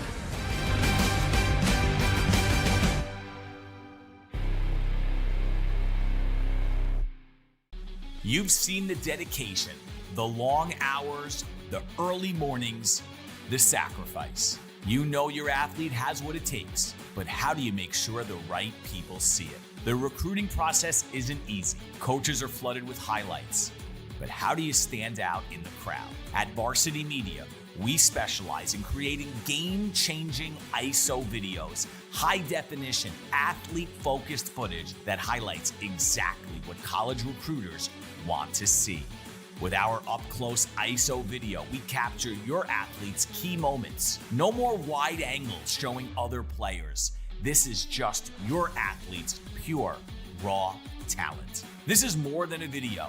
This is the opportunity your athlete deserves. Give your athlete the edge they need. Make the right impression with Varsity Media's ISO video service. The future starts now. We move to the 4th inning here with a 5-1 lead in favor of St. Francis Prep. And Roman, they are starting to get some defensive presence showing, with flashes of leather to back up Pizarros. D'Onofrio making an outstanding grab to end the last frame. Yeah, well, it all starts with Pizarros on the mound just throwing strikes. He struck out the first 2 hitters in that inning. He's been finding the zone at a much more efficient rate after that little bit of a nervy first inning. And you put the ball in the strike zone, you allow your defense to make the plays as Watson shoots one foul. You allow your defense to make the plays, and the defense for sure rose to the occasion right there. That was an impressive grab by D'Onofrio. So here's the 1-2. It's fouled off.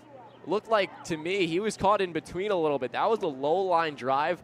Wasn't easy to read. Should I play it on a bounce or should I go for it all? And he bets his chips on going for it all, and he bets correctly and makes an outstanding grab. Watson, D'Onofrio, and Stathopoulos due up here in this inning, the 3, 4, and 5 hitters. Watson went down swinging in his last at bat in the second. He flied out to left in the first. And the 2-2 pitch is lined foul.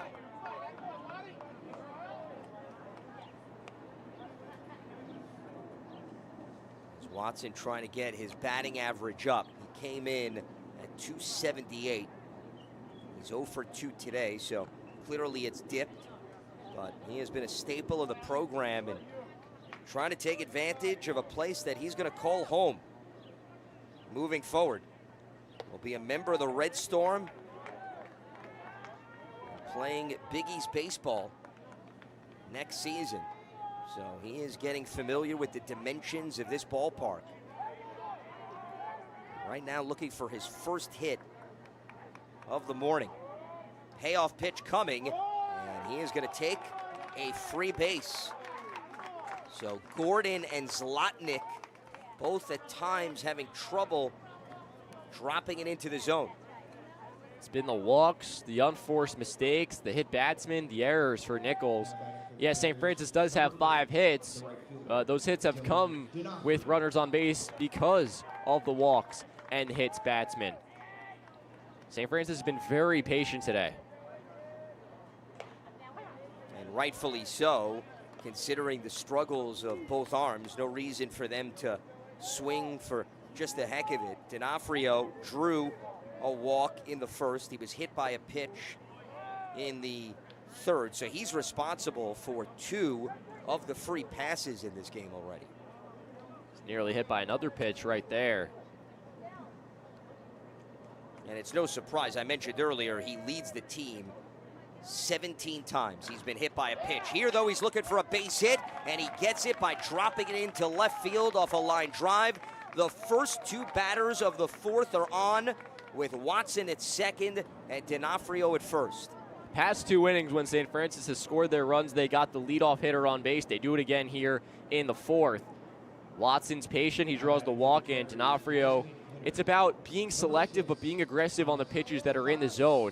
You know, it's easy when a guy is a bit wild to kind of lose focus of the strike zone a little bit, but St. Francis has not done that. They've been ready, they've been aggressive, and they've hunted fastballs in the strike zone to their advantage and efficiency today. Stathopoulos had a base hit at his last at bat. The first pitch, he pops up into shallow center field. Coming on to make the catch is Ruffalo, and that is out number 1.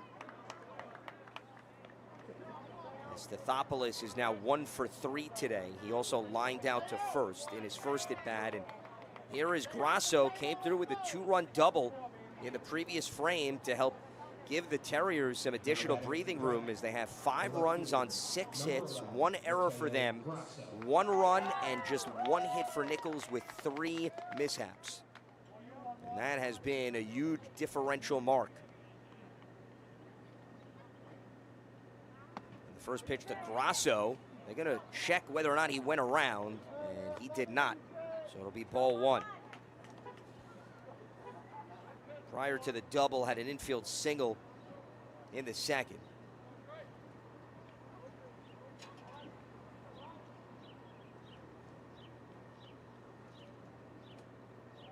The junior left fielder got a piece of that with the bottom of the bat. As Grasso came into today hitting .281 with 18 hits and 5 RBI. We've already seen him increase his tally to 20 on the season. Called up from JV where he played his first 2 years and enjoying his time here in his first year on varsity. Breaking ball. Does not fall into the strike zone. Gonzalez is on deck, followed by Gagliardi as we get into the bottom of the order for the Terriers.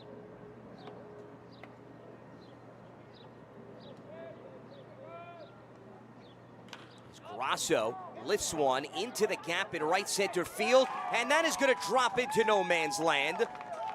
And they are going to hold everybody up.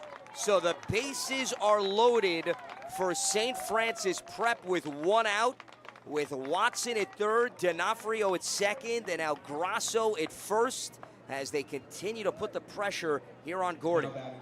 3 at-bats, 3 hits. For Mateo Grasso, got that one off the end of the bat in right behind the second baseman in shallow right field. Really tough play for Burnt. Turned his back to home plate, tried to make an over-the-shoulder effort, and the right fielder Bernardoni was a little bit too deep. Perfectly placed. So here is Gonzalez with the bases juiced. 10 RBI for him coming in on the season. He is looking to add more. St. Francis could really go for the kill shot right here if they can notch a couple hits in succession here. And the 1-0 pitch, low and inside, so Gonzalez putting an immense amount of pressure on Gordon, who knows he has no room for Aaron on the base paths. He's got to attack him right here. 2-0, nowhere to put him. Got to go after him right here. This pitch has got to be a strike. And it does paint that inside corner as he looks to fight his way back into the count. A huge spot here. The freshman on the hill. The Catholic League state semis, trying to keep his team in the thick of things. And Aaron Gonzalez is a ball away from earning another free base. They have come fast and furious in this contest. And it started with 2 in the first inning and has just continued through. The 3-1 pitch, and a payoff will be coming.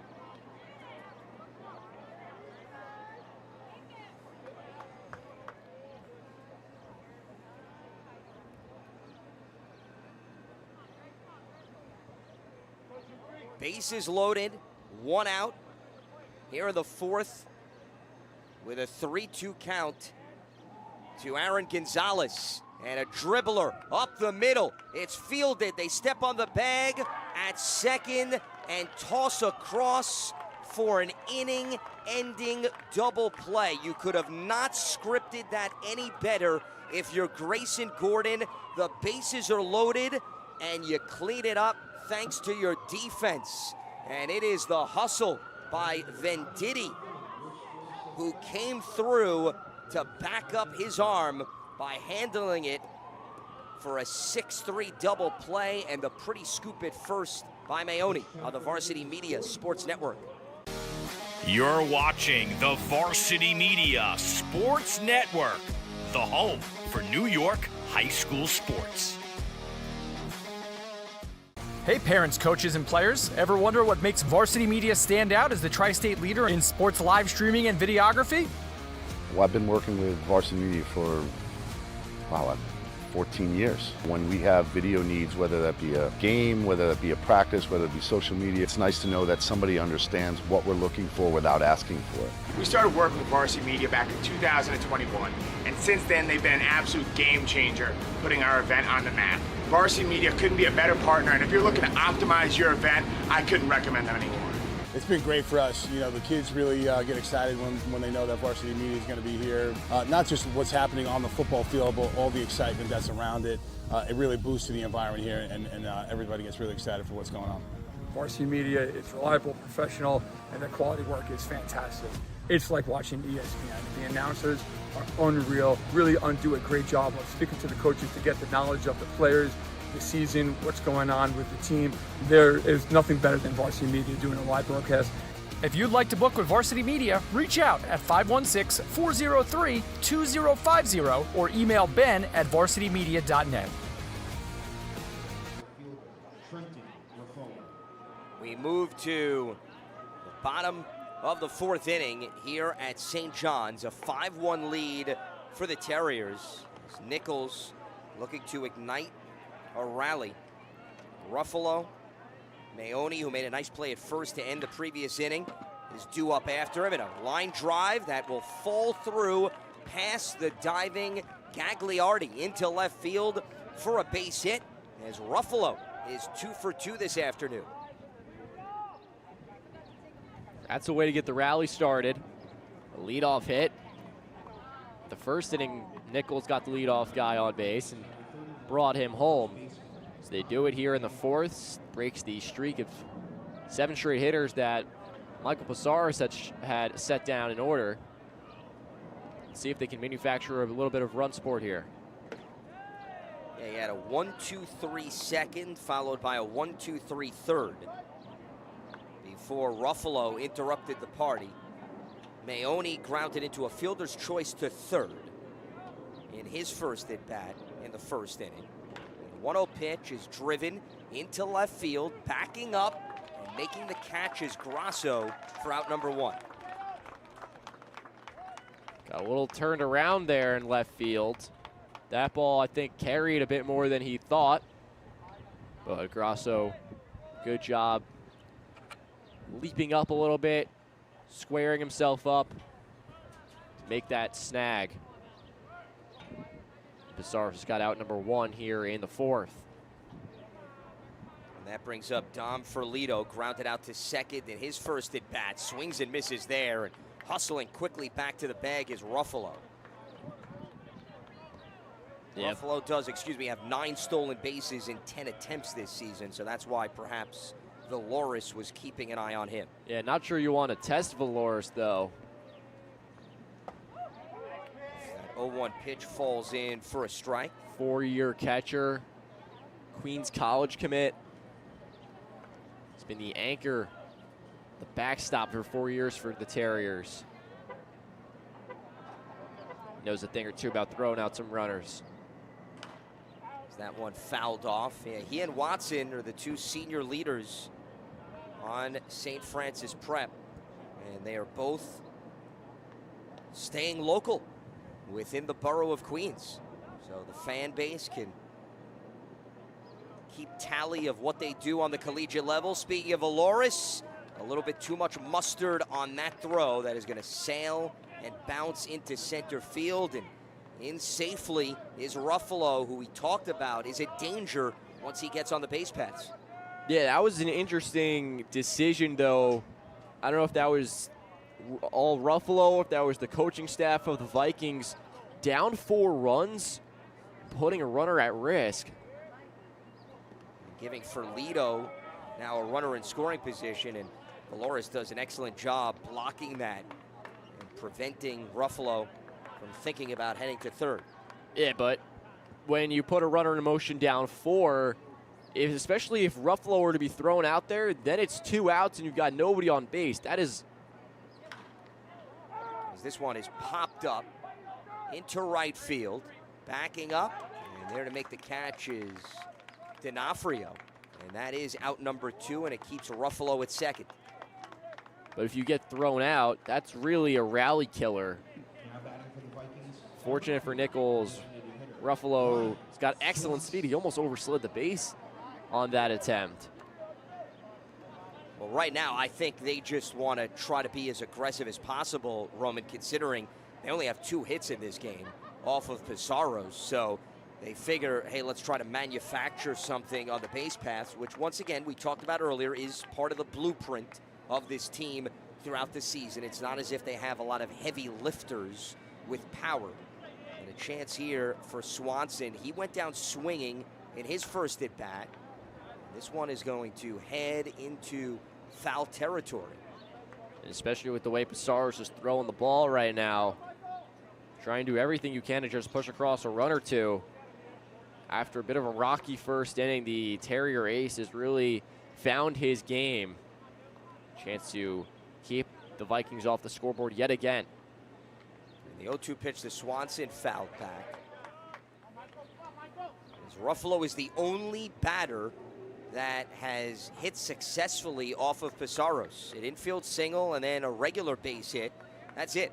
Everybody else has failed to solve the riddle. Venditti was hit by a pitch in the first inning, but outside of that, there have been very few individuals on the base paths, and it's a result of Pizarro's getting it past Swanson for another K, his 5th of the afternoon. He works around a leadoff single and gets handshakes and pounds from his teammates because they're impressed with what the right-hander has to offer here at St. John's. Their team leading 5-1 on the Varsity Media Sports Network. You're watching the Varsity Media Sports Network, the home for New York high school sports.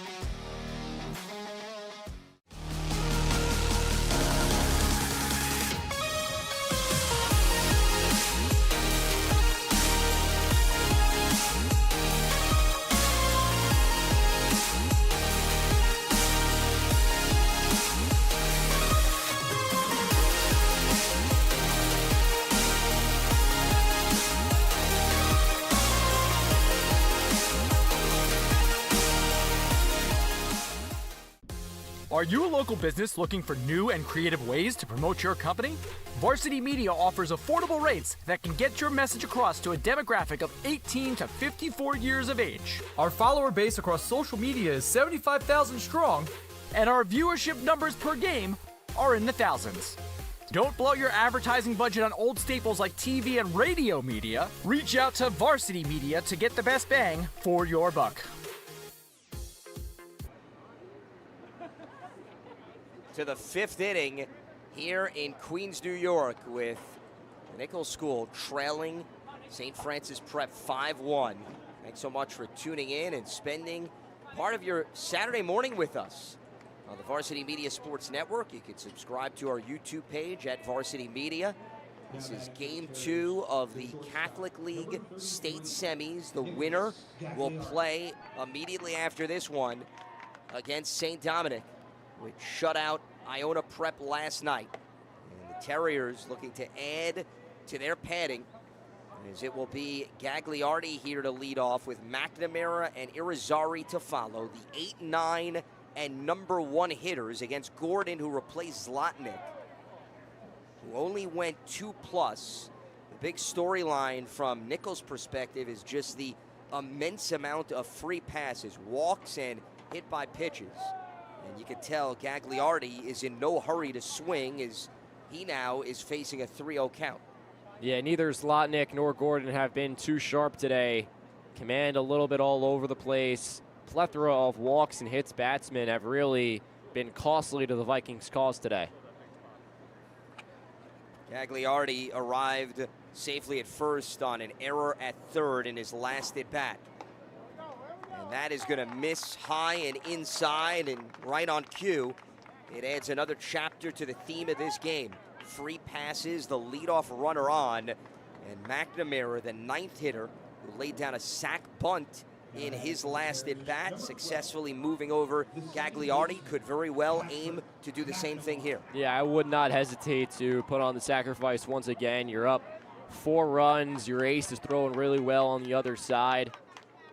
Get Gagliardi in a scoring position for the meat of the order. Runner goes. They're going to toss it over to second, and sliding in safely is Gagliardi. So a swipe of the bag for him. He is now 4 for 4 on the season. That was a bang-bang play. It was a pretty good throw by Ferlito. Just skipped in a little bit. As we get another look. Burt could not handle it. Could not scoop it out, allowing Gagliardi. Here's a better look. I think he would have been safe anyway, even if Byrne brings that one in cleanly. So now the corner infielders, now really everybody is in, expecting the bunt. And McNamara does show that on a 1-1 pitch, and it bounces foul. We talked about McNamara does not have nearly the same number at bats as the other players in the lineup, but they obviously like his defense, and he has been successful in executing in the game of small ball to put his teammates in scoring position.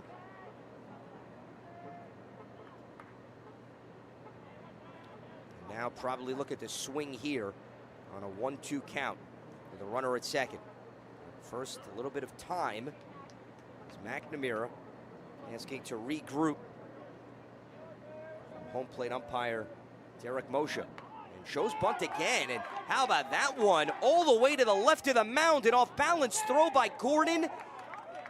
And it is going to be an out at first. And I think even McNamara is stunned. He thought that Maone mishandled the ball and should be safe. Let's take another look at this one. Hold on, it's just a gutsy play to bunt with 2 strikes. The ball comes out of Maone's glove there. Did they say that McNamara took the turn? Or did he interfere with the throw, because it looked like his hand got up? Now you're going to see Robert McDermott's coming out to discuss this with the umpiring crew, and rightfully so. So the question that I'm wondering here, Roman, is does McNamara put his hand out to deflect the ball, and perhaps that was the reasoning Does not look on the backside, maybe. Does the right hand hit the glove of Maoni? That was one of the things that I thought perhaps was in play, and it does not look like they are going to overturn this. McNamara is still hanging out at first, and now he's going to walk away. It is going to go down as an out. And right now, I wouldn't necessarily circle that as a controversial play because they have a 4-run lead, but if things do get interesting, maybe mark that down because that could be something that could re-enter the dialogue. But either way, with 2 strikes, fantastic job getting the bunt down in a great spot as well. And that sets the table for Irizarry here with the infield in. And Irizarry swings at the first pitch and sends that one into the stands. As we go to the top of the order, Gagliardi, meanwhile, while all of that activity happened at first, he advanced to third base after stealing second. Also, Gordon deserves credit for a heck of a play. Yeah, Roman, that off was impressive. Falling away.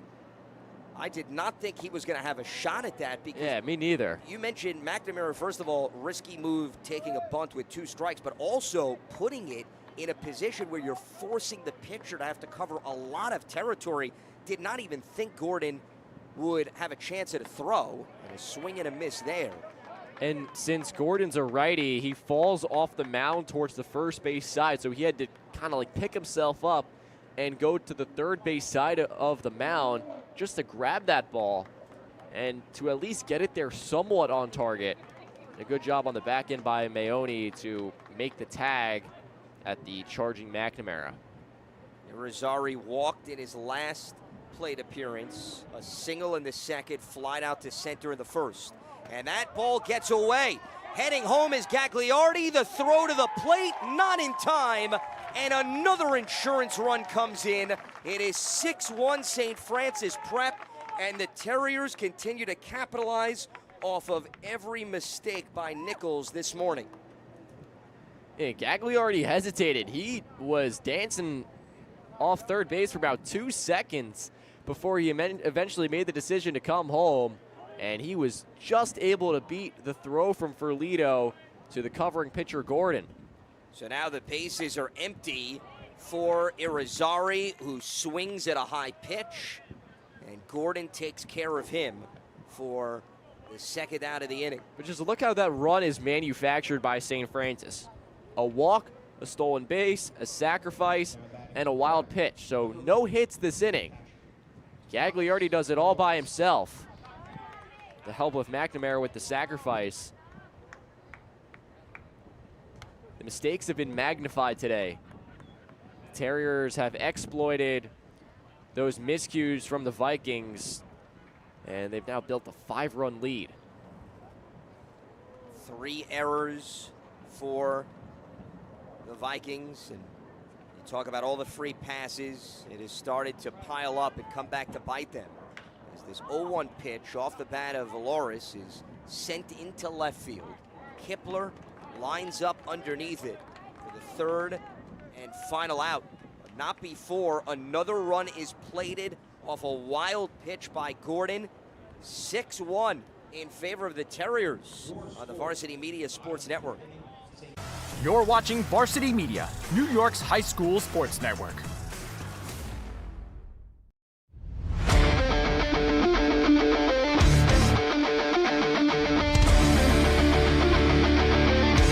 Merrill, he's got room to go. Merrill towards the end zone. Lost his lid. Touchdown! JJ Damo, face on, stay on athlete. Controlling the faceoff X3 in a row now.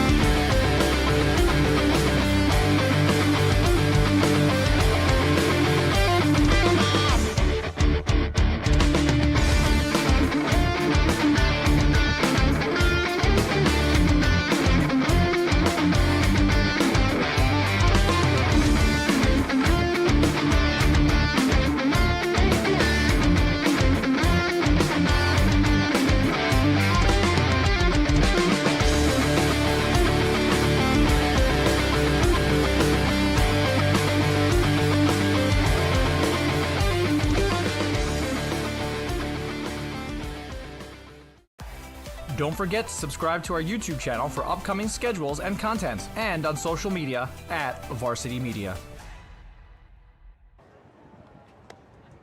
We head to the bottom of the fifth here in Queens, New York, with St. Francis Prep leading Nichols School 6-1 in the second Catholic League state semifinal. The Terriers scoring 2 runs in the second, 3 in the third, 1 in the fifth. And the biggest difference between both of these teams has been the free passes. We were talking in the break, Roman, how St. Francis Prep has not handed out gifts to the Vikings. No walks issued by Pizarro's, just 1 hit batter. Whereas on Nichols' side, between Zlotnick and Gordon, 8 free passes, 6 walks, and 2 batters they hit with a pitch. And you do the numbers, 8 versus 1. I don't think it should surprise anybody that St. Francis Prep is up by 5. And you factor in the 3 errors, too. Just Nichols is, unfortunately for them, they left their best baseball in Buffalo. There's still time. There's still 3 half innings left here. And Weber already up 3-0 in the count, so if he can get on base, that's a start for the Vikings. Shows bunt, and that was not a pitch he was willing to make contact on, so 4 straight pitches, earns a free base. And just as we said that Pizarro's had not walked a batter, right on cue, he issues his first of the morning with bottom of the order here going to work for Nichols. Grayson Gordon is now going to hit in Zlotnick's spot. So this will be his first opportunity in the box, with Kipler due up after him. 7, 8, and 9 hitters. Gordon looking to help his own cause with a runner on. And that ball gets past Valoris, so easily taking second is Weber. Now's not the time for Pizarro's to let up. Past few innings for him, the past 3 have been excellent. Got to keep the pedal to the metal here. Can't let Nichols snatch back any kind of momentum that can allow them to get back into this game. 1-1 pitch, misses outside, and we were just talking about how clean a game Pizarro's has been dealing, and now the walk and wild pitch. Runner in scoring position for Gordon. He's starting to lose his command a little bit. I mean, you tip your cap to them if they take one of your pitches and serve it up to the outfield, but if you're Pizarro's, you can't allow Nichols to get back in the game by just handing them out walks and free passes. It's the last thing you want to do. You've seen what the free passes have done to Nichols today, and right on cue, looks like St. Francis is going to get a little bit of bullpen action going. Couple guys jogging out of the dugout on the left field side. And that is in for a strike, so we'll have a payoff pitch coming. Several members of the St. Dominic team are in the stands watching this game as they prepare for the state championship contest. So they're doing a little preliminary scouting, including Connor Ackerman, who was magnificent last night. And that is going to be another walk. So the second of the inning already for Pizarro's.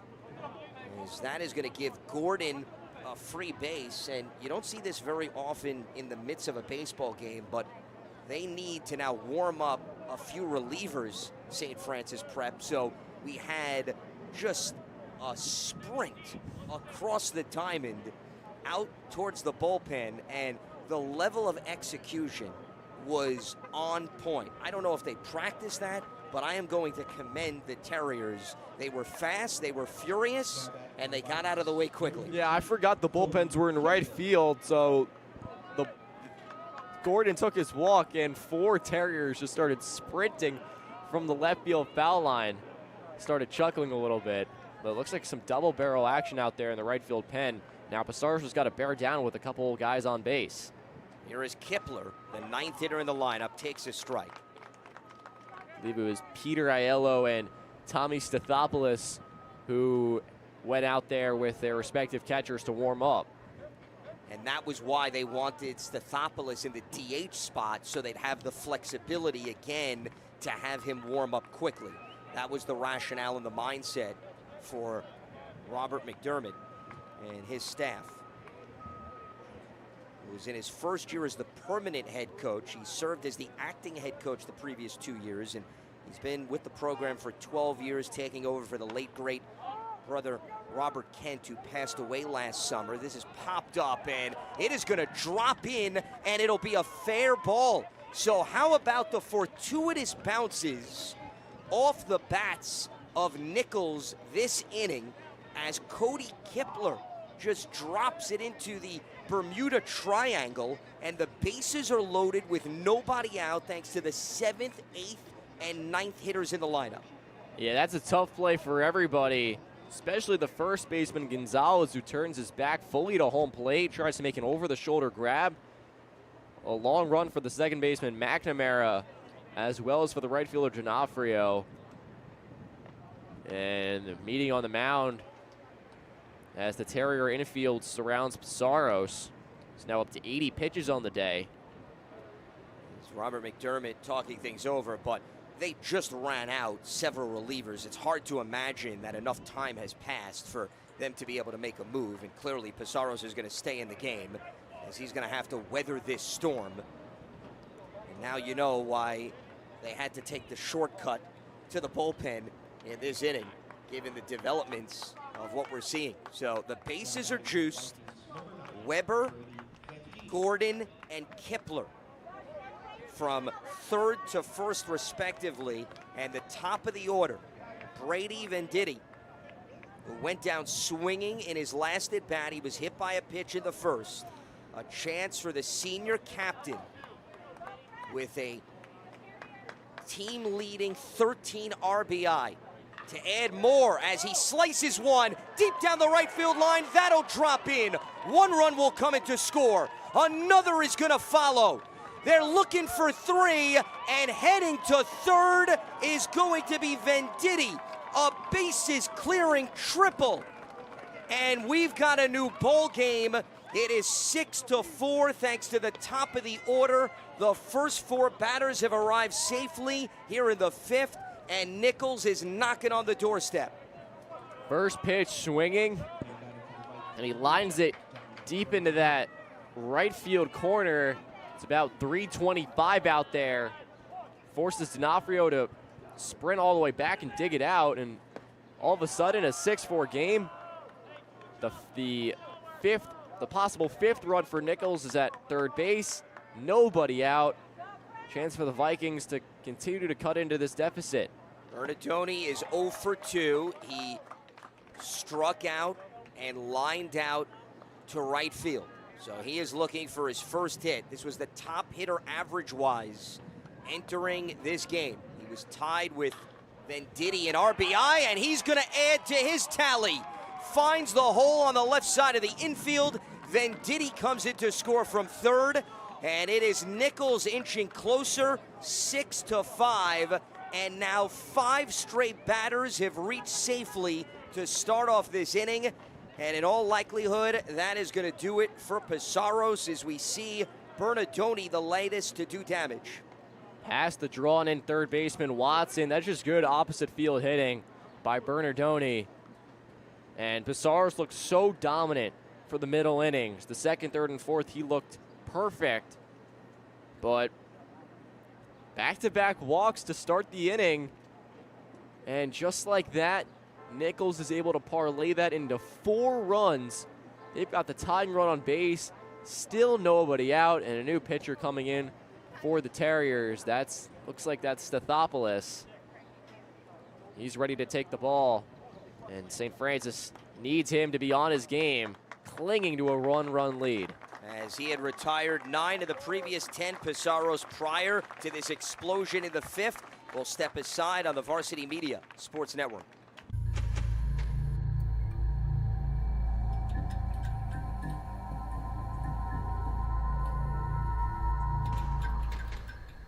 Hey parents, coaches, and players. Ever wonder what makes Varsity Media stand out as the tri-state leader in sports live streaming and videography? If you're looking to optimize your sporting event, look no further than Varsity Media's coverage. Since working with them over the course of the past 4 years through the Elite 5 New York City Football Showcase, their coverage has helped take us to the top. Varsity Media does an unbelievable job in terms of the broadcast, backgrounds on kids, do a great job of exposure from top to bottom. I couldn't really say anything negative. It's been a great couple of years that we've been working together, and it's just fantastic. Well, I'll tell you, the fact that you guys are here has helped grow it, really. I mean, Varsity Media has been a good partner with us now for the last couple of years. That brings this game to a much broader audience. The level of detail and that you go to, I mean, obviously the announcers, the camera angles, the slow motions, I mean, you feel like it's being covered by, ESPN. If you'd like to book with Varsity Media, reach out at 516-403-2050 or email ben@varsitymedia.net. The first 5 batters of the 5th inning for Nichols have reached safely. They have plated 4 runs. They are now trailing by 1 with a new pitcher taking over, Thomas Stathopoulos, replacing Michael Pizarros, who did not record an out beyond the 4th. And Stathopoulos, who started as the designated hitter in this game. Why? So they could warm him up in a pinch. He is going to be making his 10th appearance of the season. 40 1/3 innings logged. So this is a man that they have turned to consistently. 7-0 with a 1.39 ERA. And with those numbers, you can understand why they wanted to have him ready in case Nichols got to Pizarros. That's exactly how the script is played out. And it is Stathopoulos taking over with Bernardoni at first. And in the box, Ruffalo, who is 2 for 2 with a pair of singles. Prior to this inning, Ruffalo was the only one that connected safely. But now we've seen a pair of singles by Kipler and Bernardoni, and then the triple by Venditti that drove in 3. And it's a whole new ball game as the teams have combined for 11 runs, 12 hits, and 4 errors. St. Dominic's not complaining. They hope they beat each other up en route to the championship game. Stathopoulos falling behind 3-0, the first batter he's faced. He's got the tying run on base. Don't want to put the go-ahead run on as well. Certainly don't want to walk the first hitter on 4 pitches. Opponents hitting 188 off of Stathopoulos this season. And the 3-0 pitch in for a strike is Ruffalo. You knew was going to test him with no urgency to swing. See whether or not he could locate. Maone is on deck. And the 3-1 offering framed by Valoris for strike 2. So after 3 straight balls, it is Stathopoulos fighting his way back. It's just about filling up the strike zone in a situation like this. The payoff pitch is lifted into shallow right field. And there to make the catch is D'Onofrio for finally out number 1 here in the 5th. That's what happens when you throw strikes. You force the opponent to put the ball in play, and you've got 7 fielders behind you to make the play. Good job by Stathopoulos coming back from 3-0, throwing strikes, and forcing a flyout from Ruffalo. So here is Maone, the junior first baseman, and the first pitch, he lines it into right field. That is going to drop in for another hit. Heading all the way to third is Bernardoni, and now runners are on the corners with 1 out for the Vikings, who mean business here in the 5th, and their bats have no signs of slowing down. Certainly not. They've been working that right field gap area to the max in this 5th inning. Oh my goodness, I'm putting it in the wrong inning in my scorebook. Well, with the way things have developed in this inning, I don't blame you, considering how crazy this game has become.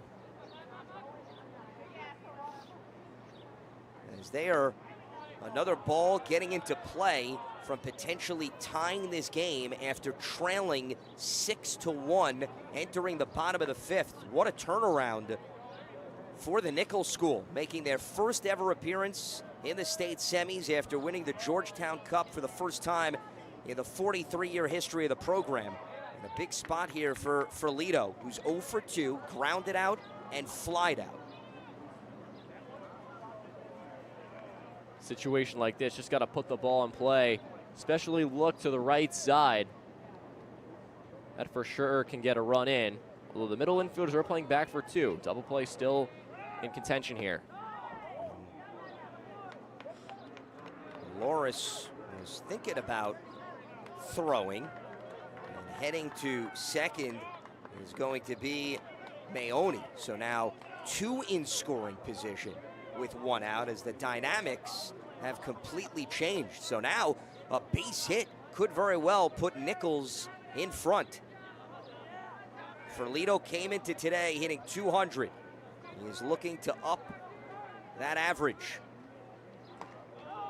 Right now, seeking a pitch worthy of swinging at. Last season, he was a 289 hitter. And he had a huge at-bat in extra innings in the semis to provide his team a lift in Game 3 of that series. Can he do it again here in regulation? And he draws a walk.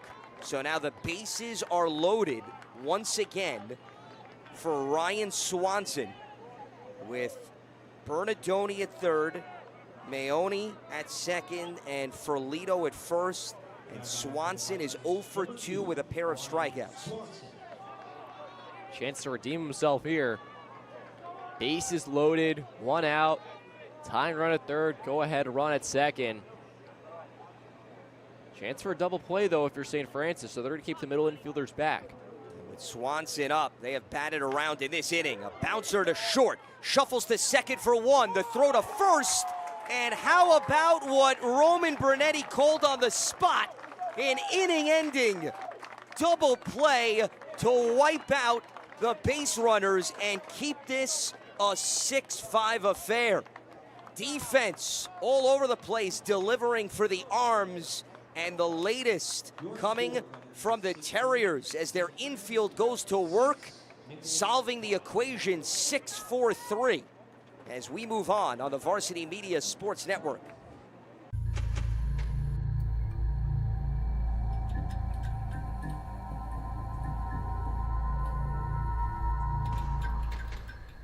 Hey parents, coaches, and players. Ever wonder what makes Varsity Media stand out as the tri-state leader in sports live streaming and videography? If you're looking to optimize your sporting event, look no further than Varsity Media's coverage. Since working with them over the course of the past 4 years through the Elite 5 New York City Football Showcase, their coverage has helped take us to the top. Varsity Media does an unbelievable job in terms of the broadcast, backgrounds on kids, do a great job in exposure from top to bottom. I couldn't really say anything negative. It's been a great couple of years that we've been working together, and it's just fantastic. Well, I'll tell you, the fact that you guys are here has helped grow it, really. I mean, Varsity Media's been a good partner with us now for the last couple of years. That brings this game to a much broader audience.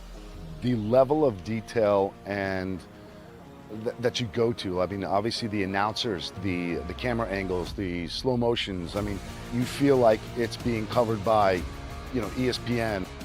If you'd like to book with Varsity Media, reach out at 516-403-2050 or email ben@varsitymedia.net.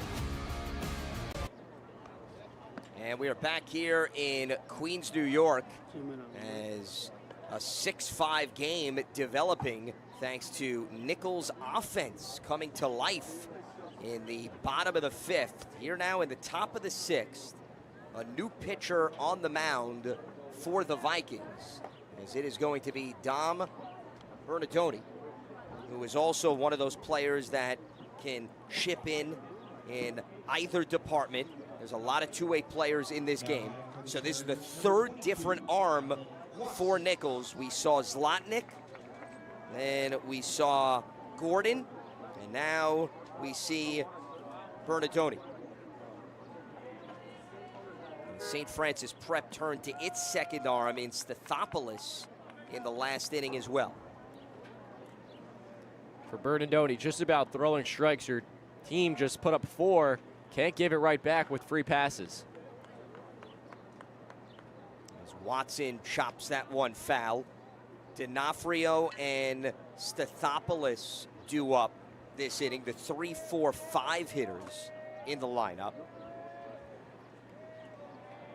He drew a walk in his last at bat, went down swinging in the second, flied out to right in the first.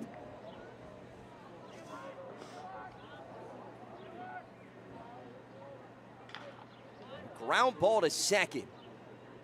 Throw to first, easily handled as Jack Burnt was all over that one for out number 1. How does St. Francis Prep respond? They were in the driver's seat, firm control of this game, leading 6-1, and all of a sudden you blink and you're only up by 1, clinging to a 1-run lead by the skin of your teeth. How do you bounce back? Especially against a new arm, an unfamiliar arm. This is the 9th appearance for Bernardoni, as that one bounces into the turf, handled by Ferlito. He's 2-1 with a 2.33 ERA. He's given up 10 runs, 6 earned on 12 hits and 12 walks this season. 18 innings pitched with 23 strikeouts. So even though it is a new pitcher, it is somebody with plenty of experience that he brings to the table. It's all hands on deck for the Vikings, and a swing and a miss there by D'Onofrio, fooled by the breaking ball for strike 2. D'Onofrio had a base hit in his last at bat in the 4th. Prior to that, hit by a pitch, also drew a walk. So he's looking to get on for the 4th time today.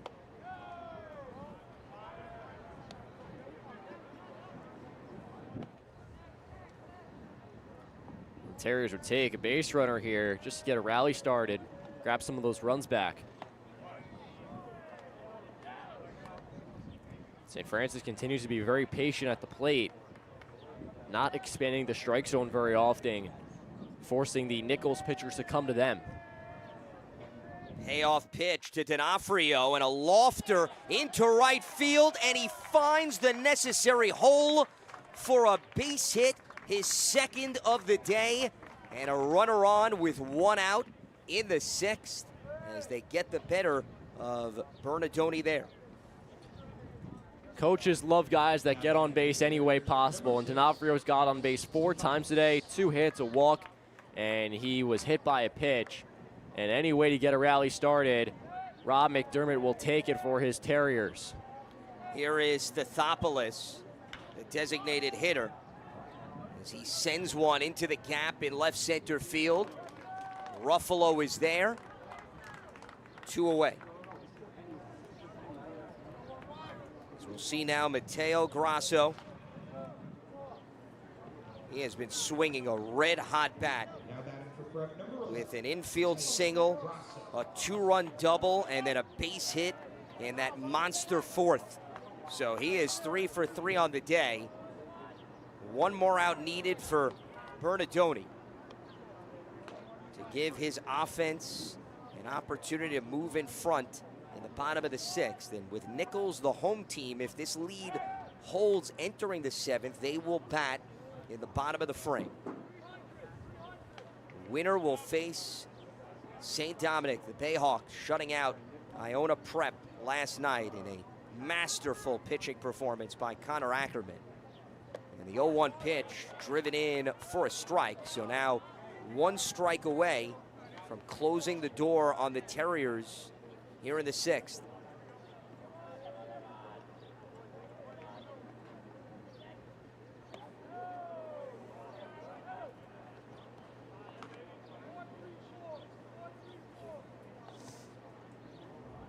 Nichols team that is looking to put on the rally caps. 11 of 12 they have won entering today. And a swing and a miss. Bernardoni providing a lift off the bench, taking care of the red-hot Mateo Grasso with a K. He works around the 1-out single. He keeps his team within a run to the bottom of the 6th on the Varsity Media Sports Network. Hey, this is Doc Gooden, and you're watching Varsity Media.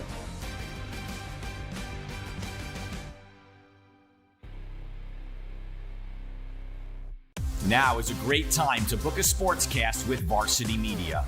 What sets our sportscast apart isn't just the quality of our production, it's the knowledge, passion, and professionalism that our announcers bring to every game.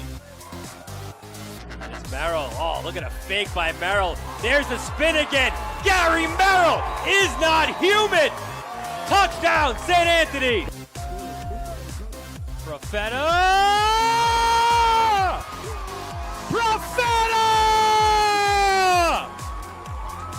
1-0, Garden City.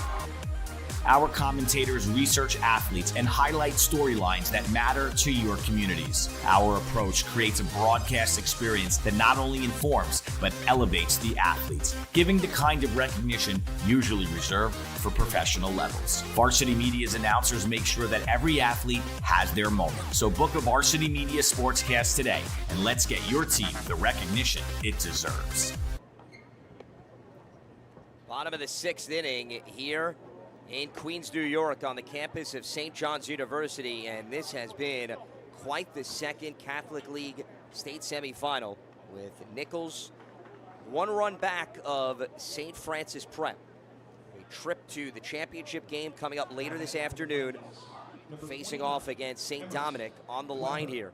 And leading off for the Vikings is going to be Weber,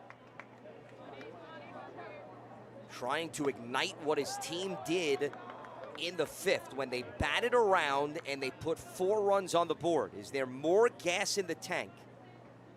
Weber, he got on base in that frame with a walk and then advanced to second with a wild pitch,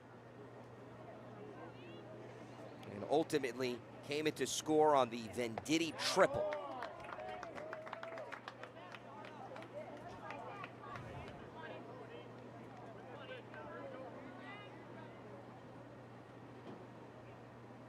One-two pitch forces Weber to swing outside, and Stathopoulos starting off the 6th with some serious heat for out number 1.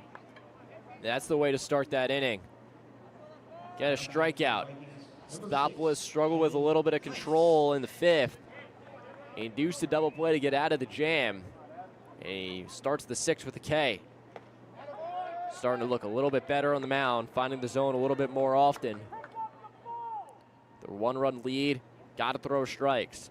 Make the offense beat you. Don't give it to them. So here is Evan Hintz pitch hitting, and he lines one into right field for a base hit. So Brian Brzee pushing all the right buttons as we get into the heart of this game.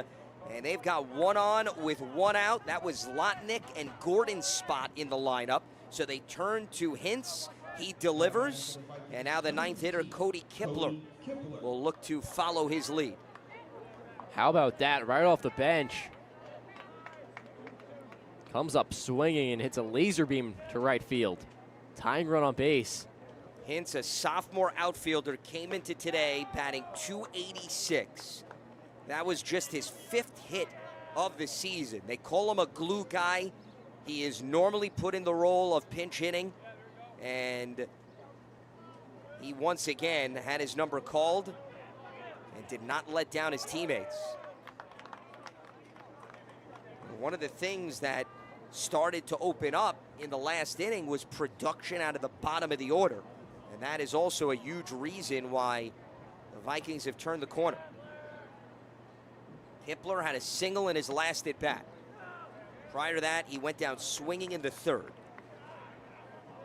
So the St. Francis bottom of the order put up a bunch of runs and produced offensively earlier in the game, and the 4-run outburst for Nichols in the previous frame also resulted into the bottom of the order. That almost clipped Kipler. He's ahead of the count 3-1. Top of the order up next. So a dangerous spot for Stathopoulos. Don't want to put the go-ahead run on base with a walk. Kipler last season batted over 300. Pitch out there by Stathopoulos, and heading to first is Kipler. So the 8th and the 9th hitters on base with 1 out, and now Robert McDermott is going to come out to talk things over with Stathopoulos. We'll see whether or not he decides to make a change or stick with the right-hander, who is now in a bit of a jam, and it looks like we're going to get a new arm. So that is going to be it for Stathopoulos, who took over for Pizarros, the 3rd pitcher of the day for the Terriers, with 2 on and 1 out in the 6th on the Varsity Media Sports Network. This is Jalen Brunson. You're watching Varsity Media.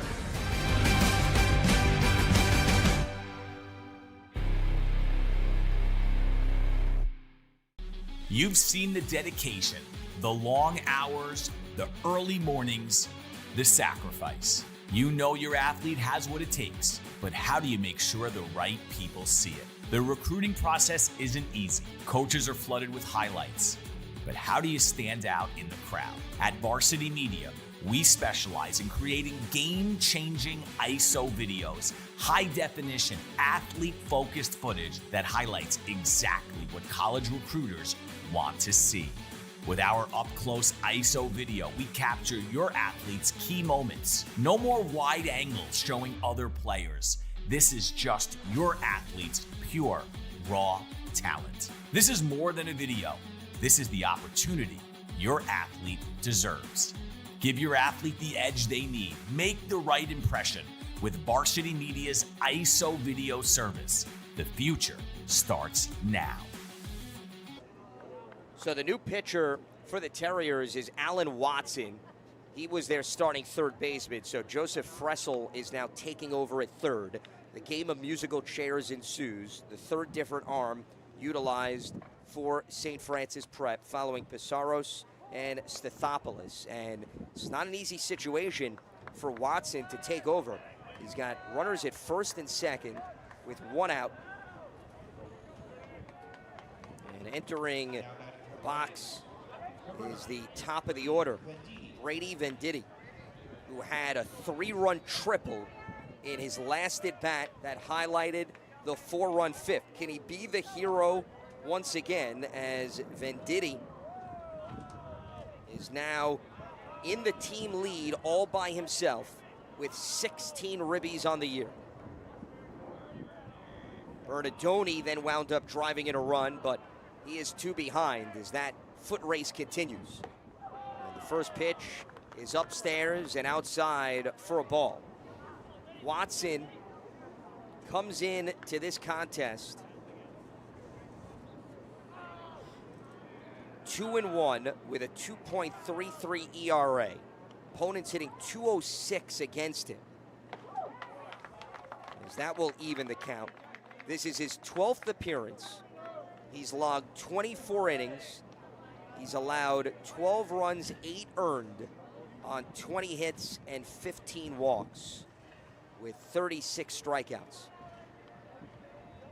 And they are turning to the right-hander here to attempt to slow down this Nichols offense, as that one fouled back.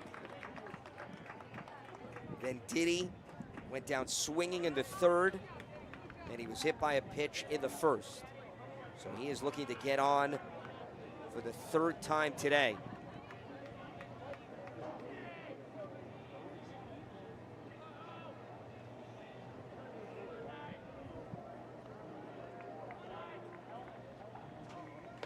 And a swing and a miss as Watson goes top shelf to force him out of the zone. And for the 2nd time, Venditti sits down swinging, a huge 2nd out with 2 aboard.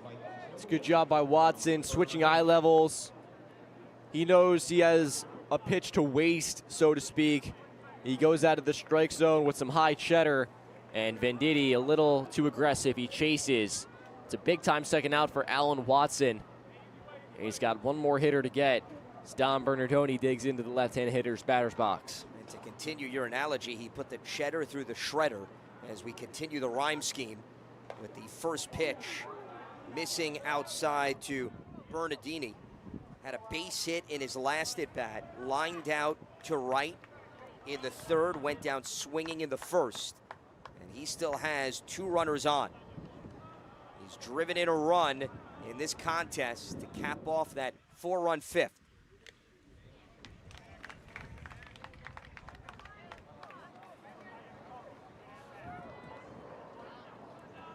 Watson's coming in, pounding the strike zone.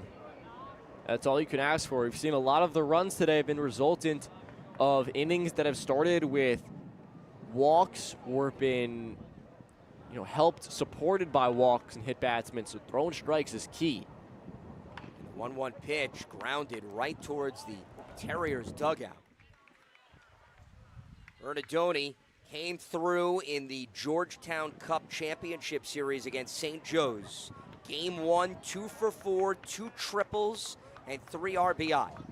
So this is not uncharted territory for him. As the 1-2 pitch is lofted into left field, and that is going to drop in. 1 run will come into score. We're tied at 6. Sliding in at third is Kipler, and in at second is Bernardoni. An RBI double to add to his RBI single. This game is anybody's right now in the 6th, as Nichols has done the inconceivable, erasing an early 5-run deficit. 2-strike hitting. Don't have to do much with it. He goes with the pitch and just serves it into left field. Textbook from Dom Bernardoni, and Nichols has a chance to take the lead. How about this? They were down by 5 2 innings ago. And it is Ruffalo who has 2 hits on the day. The other thing that's amazing, Roman, they were stuck on 2 hits for a lengthy period of time. Now they have matched wits with the Terriers. Each team has 8 hits and 6 runs. And those 3 errors not necessarily looming anymore against the Vikings. As that one fouled off by the junior center fielder who has really come alive this postseason. It has been huge plays by him on the defensive side. He saved 2 runs from scoring in Game 2 of that Georgetown Cup Championship Series, snagging a sinking line drive. Can he do it with his bat? As the 0-2 pitch brushes him back for ball 1. That was a good spot from Watson, just a tad inside to the righty Ruffalo. And if you're Watson on the mound, the focus has just got to be keep it here. Keep it at 6-6. Don't concede the lead here. Keep it tied. Watson, the 1-2 pitch, and this has been some at bat by Ruffalo as he grounded that right one towards his dugout. And everybody had to get out of the way.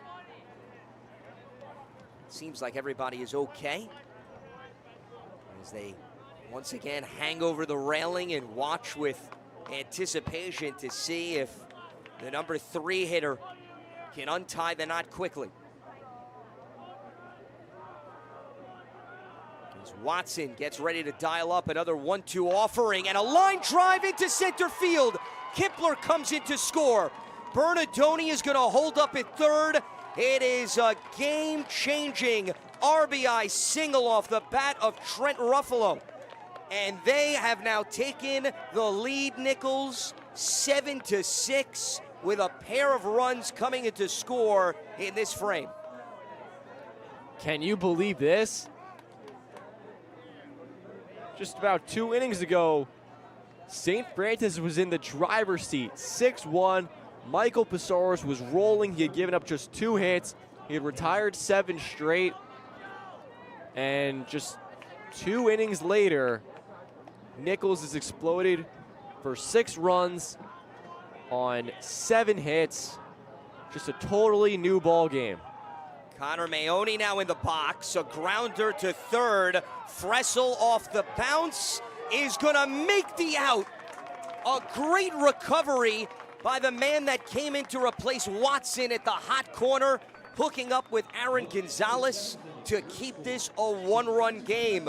But it is Nichols that shows signs of life with 6 runs in the last 2 innings. As we take a look at some of their clutch hitting, the latest, Bernardoni driving in a run with a double as they seize control heading to the 7th on the Varsity Sports Network. You're watching the Varsity Media Sports Network, the home for New York high school sports. Hey parents, coaches, and players. Ever wonder what makes Varsity Media stand out as the tri-state leader in sports live streaming and videography? Well, I've been working with Varsity Media for, 14 years. When we have video needs, whether that be a game, whether that be a practice, whether it be social media, it's nice to know that somebody understands what we're looking for without asking for it. We started working with Varsity Media back in 2021, and since then they've been an absolute game changer, putting our event on the map. Varsity Media couldn't be a better partner, and if you're looking to optimize your event, I couldn't recommend them anymore. It's been great for us. You know, the kids really get excited when they know that Varsity Media is going to be here. Not just what's happening on the football field, but all the excitement that's around it. It really boosts the environment here, and everybody gets really excited for what's going on. Varsity Media is reliable, professional, and their quality work is fantastic. It's like watching ESPN. The announcers are unreal, really do a great job of speaking to the coaches to get the knowledge of the players, the season, what's going on with the team. There is nothing better than Varsity Media doing a live broadcast. If you'd like to book with Varsity Media, reach out at 516-403-2050 or email ben@varsitymedia.net. To the top of the 7th we go. Nichols moving in front. They are 3 outs away from punching their ticket to the championship game in the Catholic League State Tournament here later today. And it is going to be Bernardoni, the man that came through with a run-scoring double to look to finish it off for the 2nd straight frame. Due up here for the Terriers is their 7, 8, and 9 hitters. Gonzalez, Gagliardi, and McNamara, and a good start for Gonzalez, ripping one into right field for a leadoff base hit to put the tying run aboard in the 7th. Just what the doctor ordered for St. Francis, and usually you're down a run or two entering the 7th, the final inning. Usually you're taking a strike, but Gonzalez comes out guns a-blazing, first pitch ambush, and he scolds that one to right field. Gonzalez not the fastest guy in the world, but they're going to keep him on first base.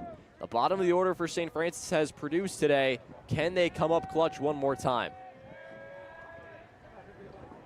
Gagliardi drew a walk in his last at-bat at a dangerous bunt attempt that popped up but fell into foul territory. As we saw the hustle there by Emerson Weber coming all the way over from third base to try to see if he could make a robbery. And they're going to check in on Gonzalez at first base. Just one stolen base in as many opportunities on the season. So as you pointed out, Roman, not a huge threat to take off. And another bunt attempt at a pitch high, snagged there by Ferlito.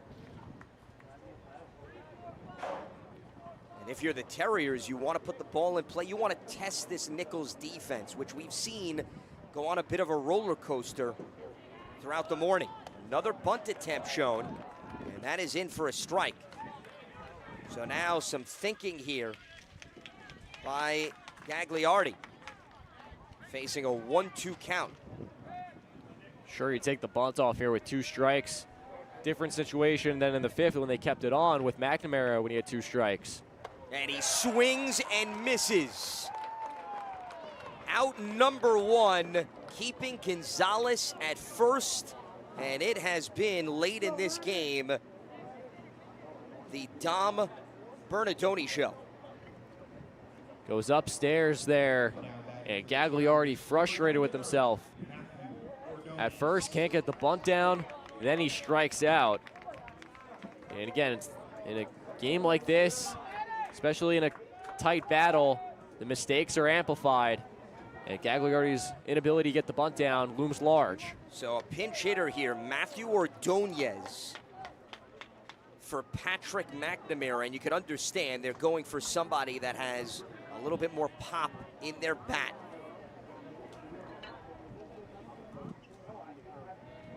Ordonez, the junior backup catcher. as he will send this one into foul territory with Weber running out of real estate. And we've got a catch in the stands right behind the St. Francis Prep dugout. Barehanded, without a glove, cleanly fielded, did it like he does it every day. Looked like an outfielder there. He called it all the way and made the grab. You don't see that very often. 1-1 pitch, a ground ball off the mound into center field.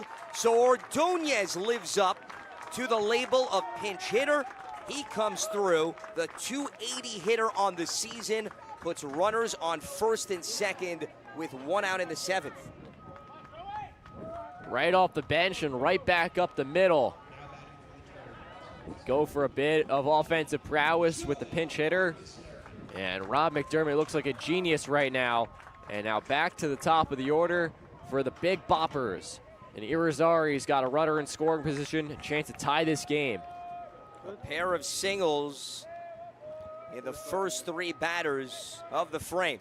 Irizarry swings at the first pitch. That is going to sail towards the stands, and no one in prime position to make a grab there. But nearly in the same vicinity as where we had that impressive catch moments ago. And both base runners, Gonzalez and Ordonez in this inning, were left-handed batters. And against a left-handed pitcher in Bernardoni, usually the advantage goes to the pitcher, but so far this inning, that has not been the case. And Irizarry, the 3rd left-handed hitter in the inning. Irizarry did have a base hit in the 2nd. He struck out the last time he was up. That was in the 5th.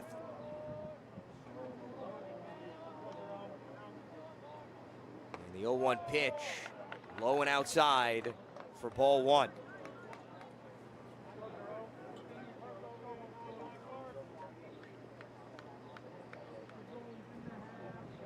A huge spot here for the sophomore left fielder, center fielder, excuse me.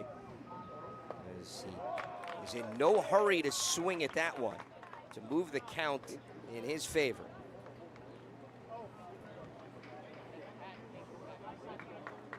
No need to expand the zone here if you're Irizarry. Wait for your pitch.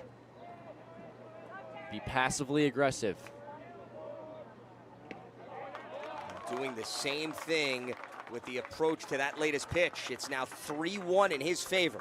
Now there is room on the base paths for Bernardoni to put Irizarry, but the last thing you want to do is get into a bases loaded jam with 1 out and give St. Francis Prep a chance to put more in play and test your defense. He needs to find the strike zone here, and he fails to do so. So Irizarry drawing a 1-out walk, and now they are loaded up with Gonzalez at 3rd, Ordonez at 2nd, and Irizarry at 1st. And we're going to have a chat here on the hill as they will talk things over with Bernardoni. As it stands right now, there is no one warming up in the bullpen, so this is just a chat. This is not going to be a pitching change. But Lance, how about this for a storybook for Tommy Valaris? 4-year player. The last day of his high school career, no matter what, whether or not they win this game, he's given it all to this program over the past 4 years. And he's got a chance here in the state semifinal to give his team the lead.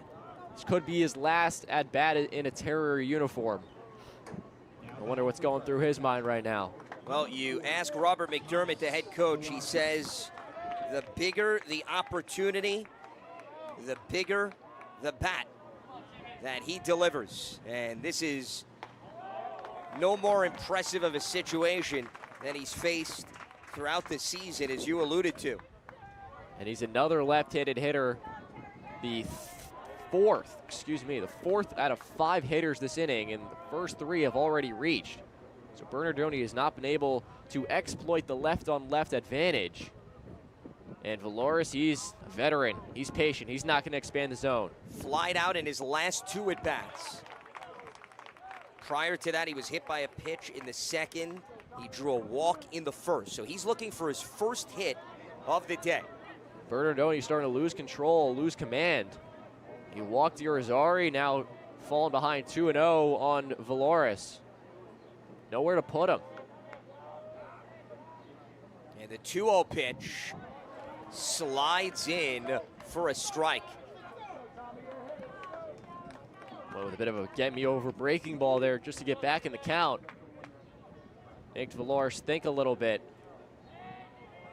Lefty against lefty here. The 2-1 offering. And that gets away from Bernardoni. That's that veteran eye from Valoris, able to identify that slider early out of the hand. He started his hands initially, but once he recognized it, was able to stop them. He's in the driver's seat, 3-1, a dangerous pitch coming for Bernardoni. No room to put him. And the 3-1 pitch paints the outside corner.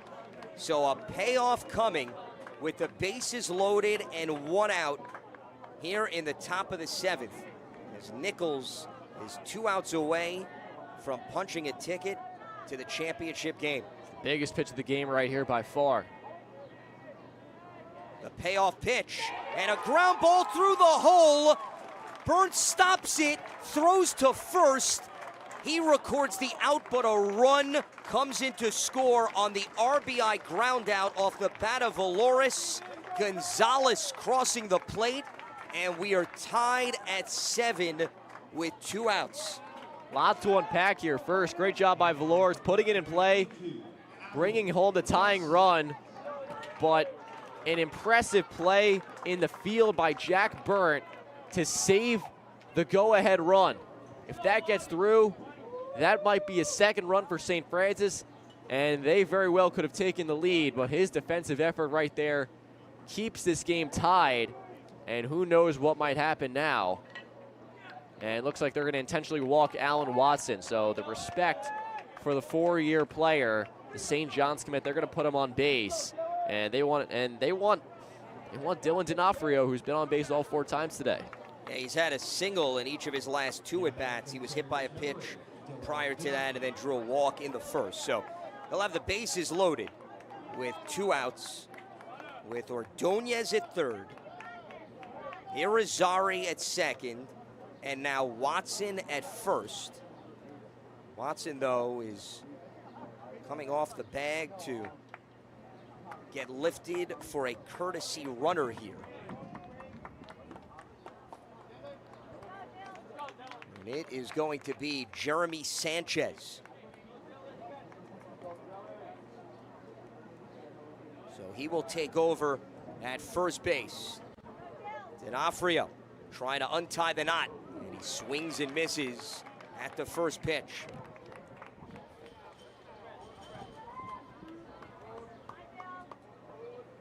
Tensions rising here in Queens, New York, in the top of the 7th of the Catholic League state semis. And another one that's mistimed by D'Onofrio. So the Terriers down to their last strike here in the frame. D'Onofrio just got to step out, reset, take a deep breath. Look at the bat. Don't grip it too tightly. He's got to shorten up and put the ball in play. Chokes up about an inch on the bat. Just got to put it in play. Put some pressure on the defense. The 0-2 pitch missing outside.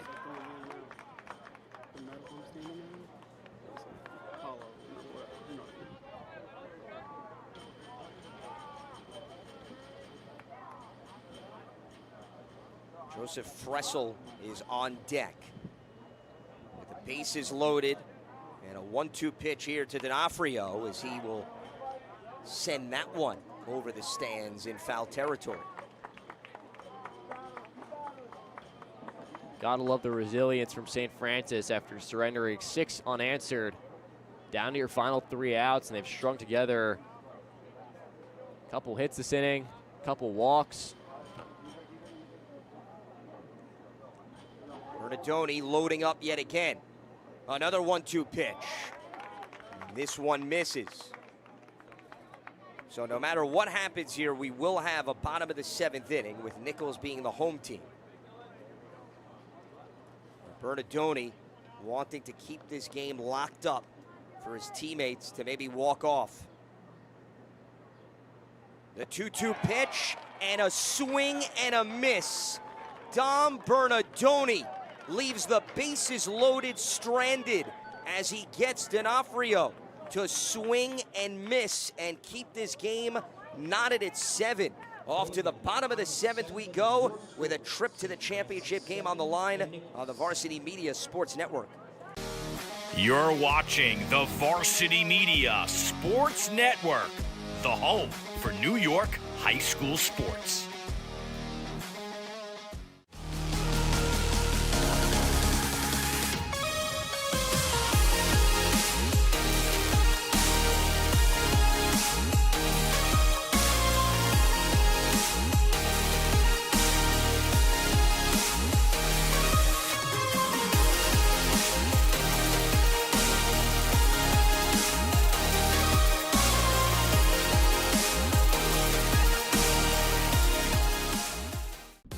Are you a local business looking for new and creative ways to promote your company?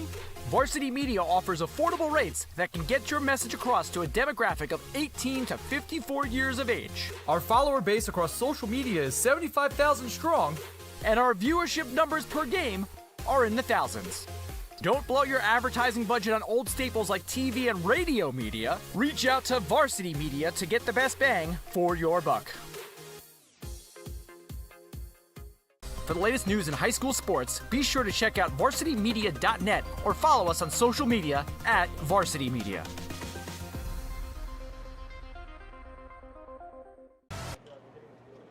Bottom of the 7th we go here in Queens, New York, with Nichols and St. Francis Prep tied at 7. The winner will advance to the championship game coming up later today against St. Dominic. Shut out Iona Prep 5-0 last night here at St. John's, and St. Francis Prep responding with a run in the top of this frame. So Nichols can walk off if they can cross the plate. And it is going to be Alan Watson having to deal with Ferlito, Swanson, and Weber. Ferlito is 0 for 2 with a walk, grounded out and flied out. But he drew the free base in his last opportunity in the box in the 5th. Breaking ball. Find the strike zone for him to jump ahead 0-2. Watson got in 2 strike counts the first few hitters he faced. He's unable to seal the deal. He's got a good breaking ball, couldn't spot it that time. He's got the tools. Has got a little bit of clouds covering. The sun not totally spraying the field. That one fouled off the bottom of the barrel. Ferlito, the junior catcher, who Ryan Brzee says having a solid season defensively. He's been a great receiver and now looking to add to his damage with his bat, but that is not going to find an alley as the St. Francis Prep defense coming through with the stop for out number 1. Yeah, it's McNamara back in there at second base. Calm, cool, and collected makes that play. And Watson's got out number 1. Here is Swanson, who swings for the fences on the first pitch. Grounded into a 6-4-3 double play to end that 4-run 5th when they were looking to do even more damage. Struck out in his other 2 at-bats. So he is 0 for 3. That was really a game-changing play now. It looms large when you think about it. Nichols had the bases loaded, 1 out, down by just a run. Chance to take the lead earlier in the game. And maybe have some insurance adding to their tally entering that 7th inning. Yeah, and Swanson hit that one hard, too. Unfortunately for him, he hit it right at Gagliardi, who did it himself. Or pardon me, he flipped to McNamara, who made a quick turn for the double play.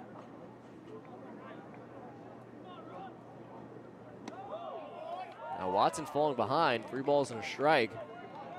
We've just seen how brutal walks and hit batsmen and errors have been today for these two teams. All the runs have seemingly resulted from free passes. Watson, that's the last thing he wants to issue right now. 3-1 pitch is going to miss inside for that exact result.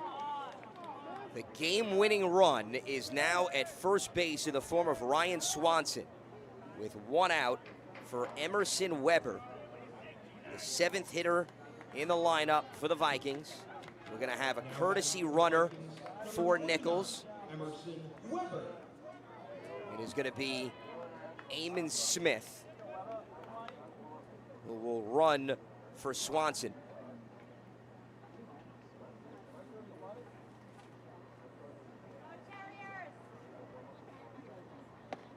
First pitch taken for a strike by Weber, who went down swinging in his last at bat, drew a walk prior to that, and then grounded out to first.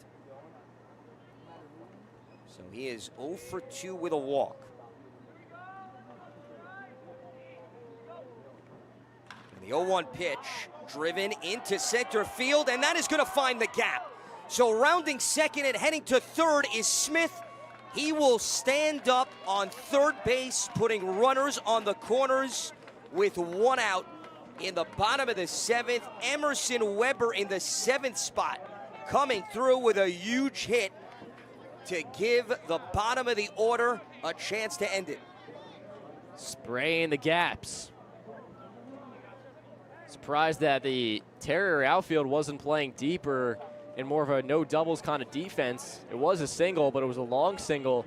Now the infield's got to come in. The outfield's got to come in. The winning run is at third base, so it's do or die time for St. Francis Prep. Watson's got to bear down. Here's Evan Hintz, remains in the game. And he had a base hit as a pinch hitter in his last at bat.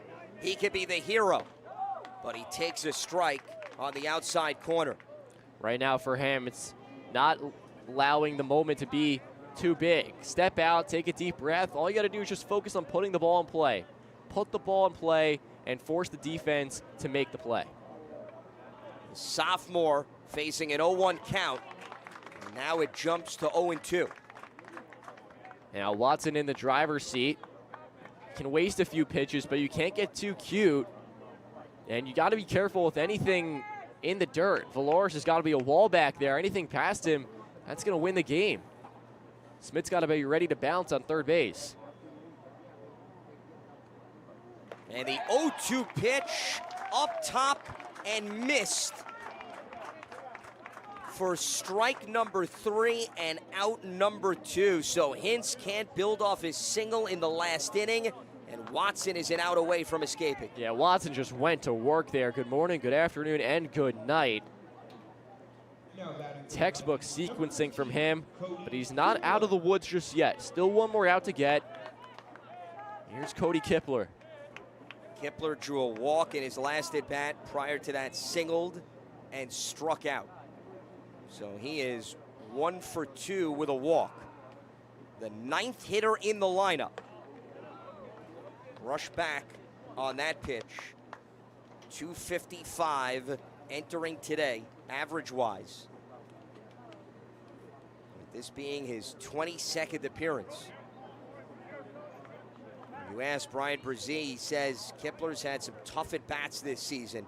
He gets overlooked because of his small stature, but he has answered the call as the runner was thinking about going, and is going to wind up at second base with a 1-1 count here.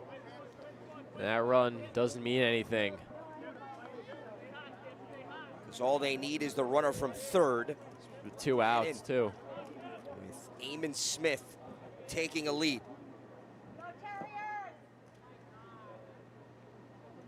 And that drops in on the inside corner for a strike as Watson now pounding the zone. He is now a strike away from keeping this game tied. Biggest pitch of the day coming right here from Watson. He's got to dig deep. Whatever he's got left, he's got to throw it out there, and Kipler's going to call time. These are the moments that you live for as a baseball player. You want to be in these moments. It's about how you respond. How do you rise to the occasion? Game-winning run is at third with 2 outs for Kipler. And the 1-2 pitch blown by him for out number 3. Allen Watson strikes out the last 2 batters of the bottom of the 7th, keeping the runner stranded at second and third as we take another look at some serious heat by the right-hander up top and keeping this in a 7-all tie. Off to extras in the 8th on the Varsity Media Sports Network. You're watching Varsity Media, New York's high school sports network.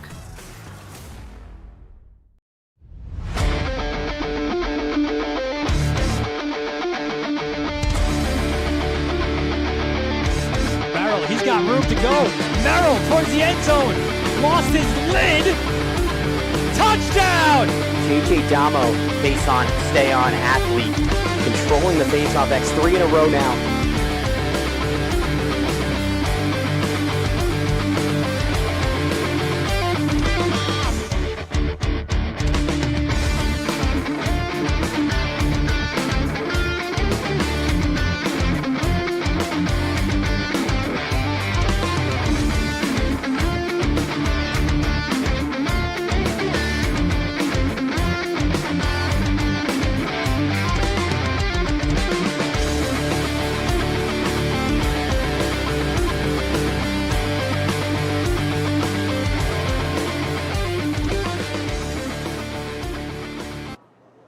If you are St. Dominic, you have no complaints with the development of this second state semifinal game. Off to extras, top of the 8th inning. They are awaiting the winner of this game, and the winner is going to have to play a doubleheader. Meanwhile, St. Dominic won last night, only used 1 pitcher, Connor Ackerman, going the distance with a complete game, 3-hit shutout. And they do not mind that the Vikings and the Terriers are matching wits with one another and elongating this contest as Bernardoni is back on the hill. He allowed the game-tying run in the top of the 7th, dealing with a St. Francis Terriers team that is hungry to once again move ahead. As Fressel is up for the first time. Then we've got Grasso and Gonzalez due up. And the bottom of the order for St. Francis has done so well today. Do they have one more act in them? Fressel, the sophomore. A 1-2 pitch and a line drive over the head of Venditti into left field for a leadoff single. And the Terriers, just as we saw them do in the 7th, get a base hit from their first hitter and look to put pressure on Bernardoni. Getting the leadoff man on base is so crucial. All 4 innings that St. Francis has scored, the leadoff hitter has reached base. And it happens once again in the 8th.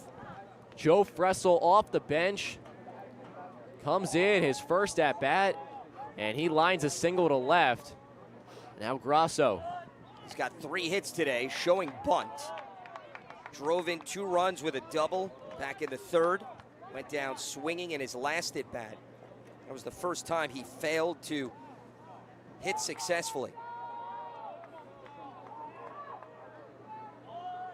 Showing bunt again, and he'll take a strike there as Fressel had to hustle back to the bag. He was nervous that Ferlito was going to throw a strike down the line. St. Francis has had a little bit of trouble getting bunts down today. It's taken them a few pitches they've offered sometimes, and they've missed. A couple fouls as well. Hasn't been the tightest act. And that breaking ball is going to enter the strike zone to make it a 1-2 count in favor of Bernardoni. And again, Grasso was showing bunt, but just was not comfortable. Well, bunting's kind of like a lost art. Everybody may be willing to do it, but whether or not they can execute is a completely different story. And the 1-2 breaking ball, skied high into left field. Kipler is there, and that is going to be the first out. How many times have I said it today? The little things, like the inability to get that bunt down instead of having a runner on second with one out. Fressel is still stuck at first with one out. Grosso unable to do the job, unable to move him up into scoring position. And it's just more work for the bottom of this order to get Fressel over to second and then to get him in. So here is Aaron Gonzalez. He had a base hit to lead off the last frame, and then ultimately came in to score to represent the game-tying run. Here now, it's a reversal. He's got a runner on, and he's in the box. And the 0-1 pitch mistimed for strike two. Gagliardi is on deck. Gonzalez also had an infield single earlier in the game, grounded into a 6-3 double play and also grounded out to second. Breaking ball, misses the outside corner.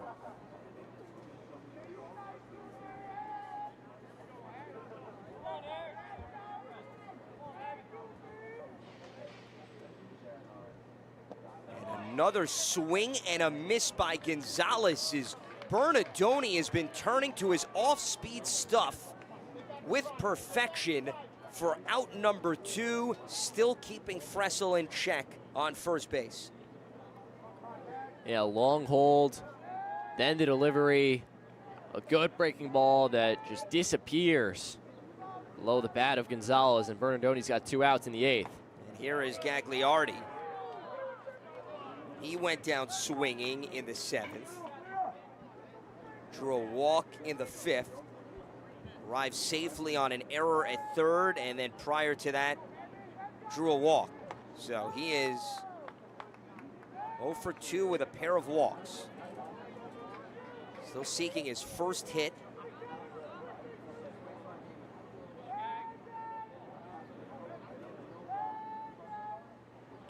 .2-0 pitch, ground ball to third, snagged, tossed, and connected. Emerson Weber flashing some leather in the top of the eighth inning to back up Bernardoni. And we move to the bottom of the frame in a 7-all tie on the Varsity Media Sports Network.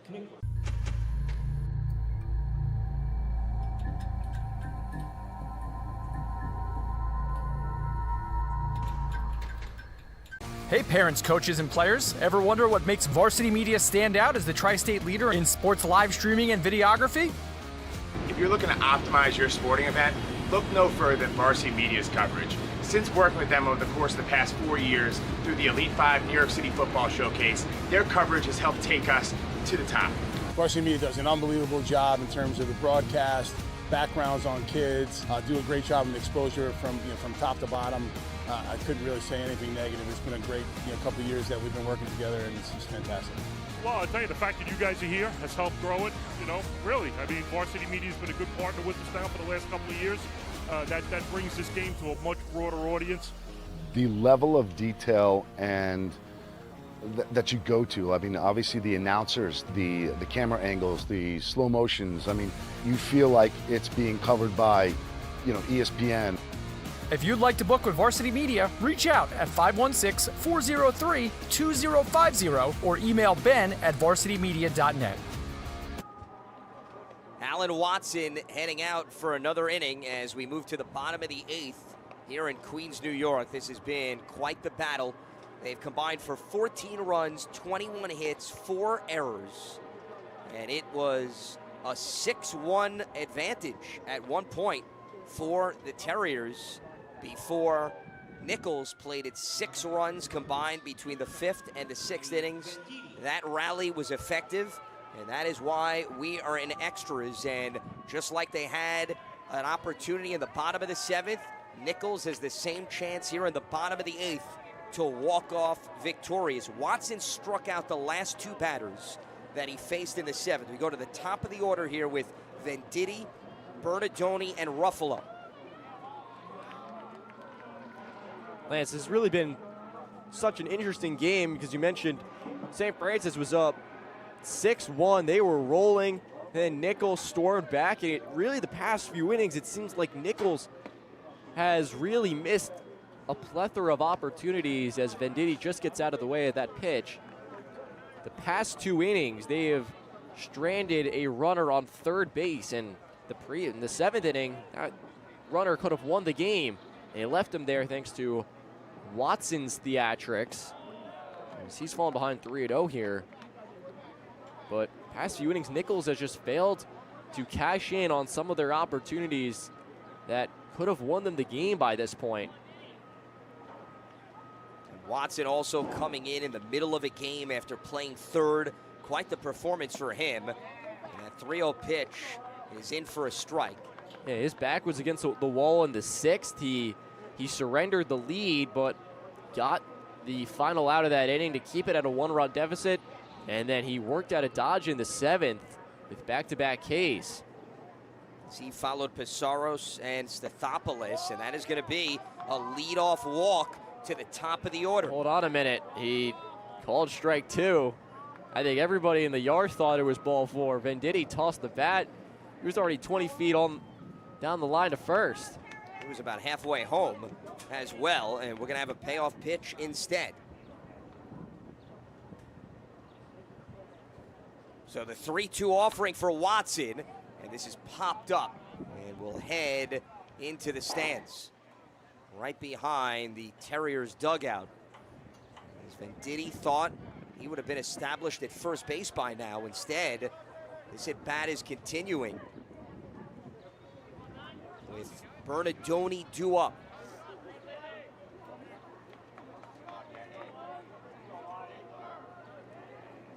Payoff pitch coming to the starting shortstop for the Vikings as he sends one into the gap in right center field, and lining up to make the catch is Irizarry for out number 1 in the 8th. So Venditti thought he had a leadoff walk at that to set the table for the heart of his order, but instead that 3-1 pitch called a strike.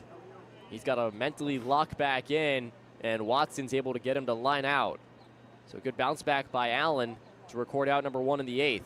Bernardoni with hits in each of his last 2 at-bats, a single and a double. This one, though, he pops up into shallow left field, and coming over from short is Gagliardi to make the backhanded grab as we have 2 away here in the bottom of the 8th. Yeah, he made that look really easy. Coasting into shallow left field, moving to his right, the overhand grab, and quickly Watson has recorded the first 2 outs in this 8th inning. So he has now retired the last 4 he's faced. Here is Ruffalo, a base hit in his last at bat. Breaking ball sails over his head. Prior to that, he flied out to right. He also had a base hit in the 4th and an infield single in the 1st. So he has 3 for 4 today. He has been effective getting the better of this Terriers pitching staff. And for a while, he had the only 2 hits for Nichols. Now you look at the scoreboard, it's like, whoa, 10 hits. Where did that come from? Yeah, they had been stuck on 2 for some time in this contest. Before then, the 5th and the 6th. They were able to take this game on a different path. Past 3 innings, it's been a different Nichols offense. He looked out of sorts against Pizarros, who was dominating. Then things changed in the blink of an eye, and all of a sudden we find ourselves in a 7-7 game in the bottom of the 8th. There's the 3-0 pitch, and that'll be a strike. Ruffalo wanting to see if Watson could locate. And it changed when they turned to Stathopoulos, who had to come in to replace Pizarros. Even though he was the DH and able to warm up, it still changes the dynamics of things, and this will as well potentially. Ruffalo now representing the game-winning run, drawing a 2-out walk to bring up Connor Maone, grounded out to third in his last at-bat. We've already seen the impact of walks. The last thing Watson wanted to do was walk Ruffalo after recording the first 2 outs of this frame. So now he's got to face another hitter as Maone digs into the left-handed hitter's batter's box. Maone was not in the starting lineup at the beginning of this season. He's been one of the pleasant surprises of this year's team. As he caroms that one into foul territory. He's now in the cleanup spot, and they cannot take him out of that position. I mentioned earlier he's a hockey player, so it was a bit rusty to start the year because of that lengthy 70-game slate, but ever since they've gotten into rhythm and went down to Florida, it's been a different story as that throw is going to be off the mark. But fortunately, McNamara backed up Gagliardi in center field to prevent it from going further and making sure that Ruffalo would only take second. Either way, the winning run in scoring position here. Base hit could win the game right here. That is Ruffalo's second stolen base of the season. Of the game, I should say, excuse me. So he is now 11 of 12 on the year. And the 0-2 breaking ball sails high.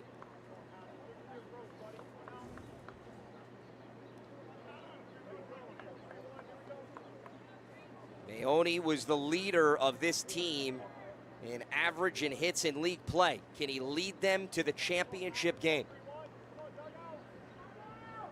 A base hit could very well do it. The 1-2 pitch, a ground ball over the head of Watson into center field. Rounding third is Ruffalo. The throw is high and late, and Nichols walks off with an 8-7 victory here in the state semis, and they are heading to the championship game later on today against St. Dominic.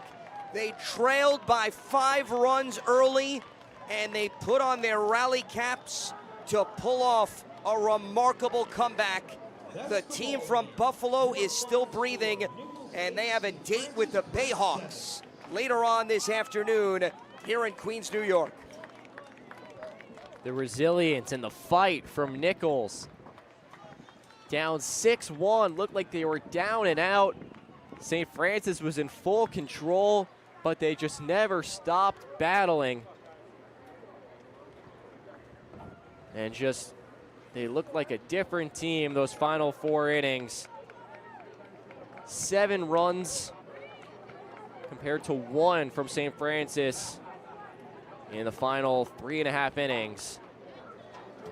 And Nichols will play 1 more game later today. And it's remarkable, a team that commits 3 errors does not have that comeback to cost them a game as they prevail with a 1-run victory in walk-off fashion. That is going to wrap up our coverage of the semis, but we still have a championship to hand out coming up shortly right here on the Varsity Media Sports Network. Our executive producer, Ben Turchin, technical director, Chris Sweeney, camera operator, Peyton Brophy. For Roman Bernetti, I'm Lance Meadows, signing off for now from Queens, New York. 8-7, Nichols over St. Francis. Prep on to the championship here at St. John's.